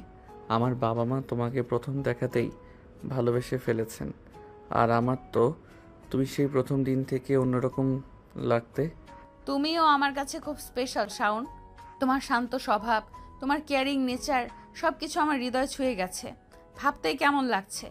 আর কিছুদিন পরেই আমরা দুজন এক হব। হ্যাঁ নিধি, সেই দিনের জন্য আমি অধীর আগ্রহে অপেক্ষা করছি। তোমাকে আমার পাশে আমার জীবনে পাওয়ার জন্য আর তর সইছে না। আমারও একই অবস্থা শাওন। মনে হচ্ছে সময় যেন আর কাটছেই না। শুধু তোমার হাত ধরে নতুন একটা জীবন শুরু করার অপেক্ষা। কালকে ভার্সিটিতে আসবে তো? অবশ্যই আসবো। তোমাকে না দেখলে আমার দিনটাই যেন খারাপ লাগে। আমারও একই অবস্থা আমার জান। তোমাকে দেখার জন্য মনটা ছটফট করে। কালকে দেখা হলে আমাদের বিয়ের প্ল্যান নিয়ে আরও কিছু কথা বলবো। হ্যাঁ অবশ্যই, আমারও অনেক কিছুই বলার আছে। আচ্ছা আমার শোনাবো, এখন ঘুমাও, অনেক রাত হয়েছে, কালকে আবার কথা হবে। ঠিক আছে আমার ভালোবাসার মানুষ, শুভরাত্রি। ভালোবাসি। শুভরাত্রি আমার জান, আমিও তোমাকে অনেক ভালোবাসি। ফোন কাটার পর নিধির চোখে এক স্বপ্নীল আবেশ। ফোন কাটার পর নিধির চোখে এক স্বপ্নীল আবেশ। তার মনে ভবিষ্যতে রঙিন ছবি আঁকা। তার মনে ভবিষ্যতে রঙিন ছবি আঁকা। শাওনের সাথে তার নতুন জীবন শুরু করার ভাবনাতেই তার ঠোঁটে এক মিষ্টি হাসি লেগে থাকে। বিয়ের তোড়জোড় শুরু হয়ে যায় দুই বাড়িতেই। কেনাকাটা, আত্মীয় স্বজনের আনাগোনা, হলুদ আর মেহেদির প্রস্তুতি, সব মিলিয়ে এক উৎসব মুখর পরিবেশ। এই ব্যস্ততার মাঝেও নিধি আর শাওন একে অপরের সাথে কথা বলার জন্য সময় বের করে নিত। একদিন রাতে শাওনের ফোন আসে নিধির কাছে। হ্যালো আমার ব্যস্ততম হবু স্ত্রী, কী খবর? বিয়ের শপিং কেমন চলছে? আর বলো না, এত কাজ, এই শাড়িটা পছন্দ হচ্ছে তো ওটা না, আবার ওটা ভালো লাগছে তো মায়ের পছন্দ হচ্ছে না, একেবারে তুলকালাম কাণ্ড। তোমার কি খবর, পাঞ্জাবি ফাইনাল করেছো? আমার তো বাবা মার বন্ধুরা মিলে সব ঠিক করে দিয়েছে, আমি শুধু গিয়ে একবার দেখে এসেছি। আসলে আমার তো তর্স হচ্ছে না কবে এই সব ঝামেলা শেষ হবে আর আমাকে আর তোমাকে আমি আমার পাশে পাবো। আমারও একই অবস্থা শাওন, মাঝে মাঝে মনে হয় এই ব্যস্ততা কবে শেষ হবে আর আমরা দুজন শান্তিতে একটু সময় কাটাতে পারবো। খুব শীঘ্রই সেই দিন আসছে আমার জান, আর কয়েকটা দিন মাত্র, তারপর তো সারা জীবন একসাথে। হ্যাঁ, সেই ভাবনাই তো সব ক্লান্তি ভুলিয়ে দেয়। আচ্ছা, হলুদের জন্য তুমি কি রঙের পাঞ্জাবি পরছো? আমার কিন্তু হলুদ শাড়ি। আমারটাও হলুদ, তাহলে তো দারুণ ম্যাচিং হবে, তাই না? উফ, ভাবতেই আমার গায়ে কাটা দিচ্ছে। আমাদের হলুদ সন্ধ্যাটা কত সুন্দর হবে, তাই না? শুধু হলুদ সন্ধ্যা কেন, আমাদের পুরো জীবনটাই সুন্দর হবে নিধি, তুমি শুধু আমার পাশে থেকো। আমি তো সবসময় তোমার পাশেই থাকতে চাই শাওন, তুমি জানো তো সেটা। জানি আমার পাগলি। আচ্ছা এখন রাখি, মা ডাকছে, কালকে আবার কথা হবে, নিজের খেয়াল রেখো। তুমিও খেয়াল রেখো। আমার ভালোবাসা, শুভরাত্রি। শুভরাত্রি আমার হবু বউ, ভালোবাসি। বিয়ের এই ব্যস্ততার মাঝেও তাদের প্রতিটির কথা ভালোবাসায় পরিপূর্ণ থাকে। তারা একে অপরের সান্নিধ্যের জন্য ব্যাকুল হয়ে ওঠে। বিয়ের প্রতিটি প্রস্তুতি যেন তাদের ভালোবাসার বন্ধনকে আরও দৃঢ় করে তোলে। তাদের কথোপকথন তাদের আসন্ন জীবনের সুন্দর ভবিষ্যতের স্বপ্ন দেখায়। অবশেষে সেই দিনটি এসে উপস্থিত হলো, নিধির আর শাওনের আকদের দিন, অর্থাৎ বিয়ের দিন। ঝলমলে আলোয় সেজে উঠেছে চারপাশ, আত্মীয় স্বজনের কলরবে মুখরিত প্রাঙ্গণ। কনের সাজে নিধি অপরূপা, লজ্জায় রাঙা মুখ তার সৌন্দর্য আরও বাড়িয়ে তুলেছে। বরের বেশে শাওন মুগ্ধ দৃষ্টিতে তাকিয়ে আছে তার ভালোবাসার মানুষটির দিকে। আকদের মজলিসে মুখোমুখি বসে নিধি আর শাওন। শ্রদ্ধেয় মুরব্বী যখন তাদের এজাব কবুল পাঠ করান, তখন দুজনের কণ্ঠেই সামান্য কম্পন, তবে ভালোবাসা দৃঢ়তা স্পষ্ট। কবুল বলার পর চারদিকে আনন্দের ঢেউ লাগে। আল্লাহ আকবার ধ্বনিতে ভরে ওঠে আকাশ। আকদ সম্পন্ন হওয়ার পর যখন নিধি আর শাওন পাশাপাশি বসেছিল, তখন নিধির বান্ধবীরা তাদের ঘিরে ধরে দুষ্টুমি শুরু করে। কিরা নিধি, সেই রাগী গুন্ডি মেয়ে আজ একদম শান্ত নববধূ রূপে বসে আছে, বিশ্বাস হচ্ছে না রে। আর দুলাভাইয়ের চোখ তো সরছেই না ভাবির দিক থেকে। ইক্স বলে কথা। তোরা থাম তো, যা খুশি বলিস না। তোমরা ওকে আর লজ্জা দিও না তো, আজ আমার জীবনের সবচেয়ে খুশির দিন। নিধির এক চাচাতো বোন এগিয়ে এসে শাওনের কানে ফিসফিস করে, দুলো ভাই, ভাবিকে সামনে রাখবেন কিন্তু, আগে তো যা তা কাণ্ড করতো। এখন সব দায়িত্ব আমার, ইনশাল্লাহ। এরপর নিধির আব্বা ও আম্মা এগিয়ে এসে তাদের দোয়া করেন। মা বাবারা আল্লাহ তোমাদের সুখে রাখুন, তোমরা একে অপরের পাশে থেকো সব সময়, আমাদের সব ভালোবাসার দোয়া তোমাদের সাথেই রইল। আমার ডান পিঠে মেয়েটা আজ অন্যের ঘর আলো করতে যাচ্ছে, সাবধানে থেকো মা। আর বাবা শাওন, তুমি আমার মেয়ের খেয়াল রেখো। আপনারা কোনো চিন্তা করবেন না আম্মা, নিধি আমার জীবনের সবচেয়ে মূল্যবান আমানত, আমি সবসময় ওর পাশে থাকবো এবং ওর খেয়াল রাখবো ইনশাআল্লাহ। এরপর শাওনের আব্বা ও আম্মা তাদের দোয়া করেন। বাবা মা আল্লাহ তোমাদের জীবন বাবা মা আল্লাহ তোমাদের জীবন সুন্দর করুন। তোমরা একে অপরের প্রতি শ্রদ্ধাশীল থেকো এবং ভালোবাসার বন্ধনে আবদ্ধ থেকো। রিধিমা, তুমি আমাদের ঘরে এসেছো, এটা আমাদের জন্য রহমত। আমরা তোমাকে আমাদের মেয়ের মতোই দেখব ইনশাল্লাহ। সকলের দোয়া আর ভালোবাসায় ভরে ওঠে নিধি আর শাওনের নতুন জীবন। তাদের ভালোবাসার যাত্রা, যা ভার্সিটির এক সামান্য ধাক্কা থেকে শুরু হয়েছিল, আজ এক পবিত্র বন্ধনে আবদ্ধ হলো। রাগী গুন্ডি মেয়েটি অবশেষে খুঁজে পেল তার জীবনসঙ্গীকে, আর তাদের বন্ধন সময়ের সাথে আরও দৃঢ় হবে। এই আশাই সকলের মনে। নবদম্পতি একে অপরের হাত ধরে এক নতুন ভবিষ্যতের স্বপ্ন দেখে, যেখানে ভালোবাসা, বিশ্বাস আর বোঝাপড়ার এক সুন্দর সংসার আল্লাহর রহমতে অপেক্ষা করছে তাদের জন্য। দীর্ঘদিনের প্রতীক্ষার পর অবশেষে নিধি আর শাওনের বাসর রাত। দিনের আলো নিভে যাওয়ার পর নবদম্পতি প্রবেশ করে তাদের ফুলসজ্জার সজ্জিত কক্ষে। গোলাপ আর জুঁই ফুলের মিষ্টি সুবাসে ভরে আসছে চারপাশ। মৃদু আলোয় এক মায়াবী পরিবেশ তৈরি হয়েছে। নিধি লজ্জায় মাথা নিচু করে দাঁড়িয়ে থাকে, শাওনের দিকে তাকাতে যেন সাহস পাচ্ছে না। শাওন ধীরে ধীরে এগিয়ে আসে নিধির কাছে, আলতো করে তার ঘোমটা তুলে ধরে, নিধির মুখ লজ্জায় লাল হয়ে ওঠে, চোখের পাতা সামান্য কাঁপে। শাওনের চোখে গভীর ভালোবাসার মুগ্ধতা। অবশেষে তোমাকে আমার পাশে পেলাম নিধি। বিশ্বাস করো, এই মুহূর্তটার জন্য আমি কত অপেক্ষা করেছি। আমিও। শাওন আলতো করে নিধির হাত ধরে তাকে বিছানার দিকে নিয়ে যায়। তারা দুজন পাশাপাশি বসে কিছুক্ষণ নীরবতা বিরাজ করে, তবে সেই নীরবতা ভালোবাসার গভীরতায় পূর্ণ। শাওন নিধির চিবুক ধরে উঁচু করে।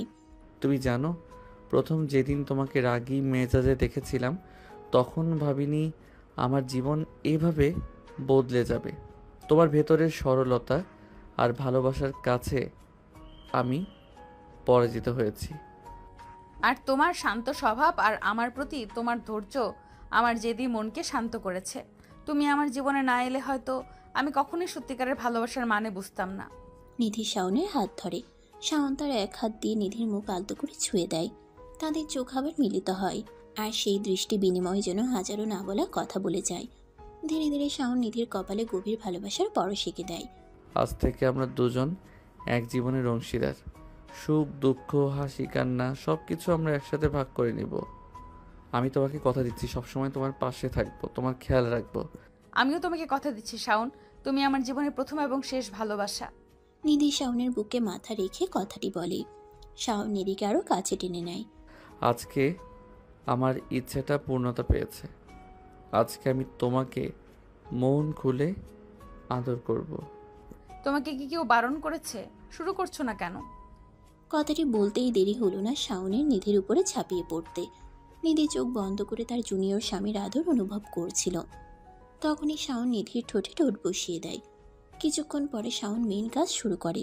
নিধি ব্যথায় আওয়াজ করবে, তখনই শাওন নিধির ঠোঁট দখল করে নেয়। নিধি শক্ত করে বিছানায় চাদর ধরে রেখেছে। ব্যাস দর্শক, আমি আর বলতে পারবো না। আমার বুঝি লজ্জা করে না? আর আপনারাও তো কম লুচু না যে আরেকজনের বাসরাত দেখছেন। বাসরাত দেখার এত ইচ্ছে থাকলে একটা বিয়ে করে নিন। তো এবার আমরা হ্যাপি এন্ডিংটা শুনে আসি, চলুন। তাদের বাহু ডোরে আবদ্ধ হয় দুটি হৃদয়, যারা দীর্ঘ পথ পেরিয়ে অবশেষে এক হয়েছে। রাতে নীরবতা ভেঙে তাদের গভীর ভালোবাসার উষ্ণ শ্বাস আর হৃদস্পন্দনের মৃদু শব্দ ভেসে আসে। ফুলসজ্জার রাতের মায়াবী পরিবেশে তাদের ভালোবাসার নতুন যাত্রা শুরু হয়, এক অনন্তকালের প্রতিশ্রুতি নিয়ে। সময়ের স্রোতে নিধি আর শাওনের ভালোবাসার বন্ধন আরও দৃঢ় হয়। তাদের দাম্পত্য জীবন সুখ শান্তিতে ভরে ওঠে। নিধির রাগী স্বভাব ধীরে ধীরে শান্ত হয়। ভালোবাসার পরশে তার ভেতরের কোমল মন আরও বিকশিত হয়। শাওনের ধৈর্য আর ভালোবাসায় নিধি খুঁজে পায় তার জীবনে নতুন অর্থ। তারা একে অপরের পরিপূরক হয়ে ওঠে, সুখে দুঃখে সবসময় পাশে থাকে। তাদের ভালোবাসার গল্প ক্যাম্পাসের আনাচে কানাচে ছড়িয়ে পড়ে। এক সময়ে রাগী গণ্ডি মেয়ে নিধি আজ সকলের কাছে ভালোবাসার প্রতিচ্ছবি। তাদের সম্পর্কের গভীরতা প্রমাণ করে সত্যিকারের ভালোবাসা সব বাধা অতিক্রম করতে পারে। ভিন্ন স্বভাবের দুটি মানুষও একে অপরের জীবনে শান্তি ও আনন্দ বয়ে আনতে পারে, যদি সেখানে থাকে বিশ্বাস, বোঝাপড়া আর আনকন্ডিশনাল ভালোবাসা। তাদের জীবনে আসে নতুন অতিথি, তাদের ভালোবাসার প্রতীক, ছোট্ট একটি পুত্র সন্তান। নিধি আর শাওনের সংসার আরও আলোয় ভরে ওঠে। তারা তাদের সন্তানকে ভালোবাসার আলোয় বড় করে তোলে, যেখানে রাগ বা জেদের কোনো স্থান নেই। এই গল্পের শিক্ষা এটাই যে বাহ্যিক রুক্ষতা বা ভিন্ন স্বভাবের আড়ালে লুকিয়ে থাকতে পারে এক গভীর ভালোবাসা। প্রয়োজন শুধু সেই ভালোবাসাকে চেনার এবং ধৈর্যের সাথে তাকে লালন করার। ভালোবাসার শক্তি এতটাই অসীম যে তা যে কোনো কঠিন হৃদয়কে জয় করতে পারে এবং দুটি ভিন্ন মেরুর মানুষকে এক সুন্দর বন্ধনে আবদ্ধ করতে পারে। নিধি আর শাওনের গল্প সেই অমোঘ সত্যেরই প্রতিধ্বনি। তারা প্রমাণ করে সত্যিকারের ভালোবাসা সবসময় হ্যাপি এন্ডিংই নিয়ে আসে। তো দর্শক, আজকের গল্পটির থেকে এখানেই বিদায় নিচ্ছি। আর অপেক্ষা করুন পরবর্তী ভালোবাসার গল্পের জন্য। সেই পর্যন্ত সবাই ভালো থাকবেন এবং লাইক, কমেন্ট, শেয়ার করে আমাদের সাথেই থাকুন। আর নতুনরা কিন্তু সাবস্ক্রাইব করতে ভুলবেন না। আল্লাহ হাফেজ। সমাপ্ত।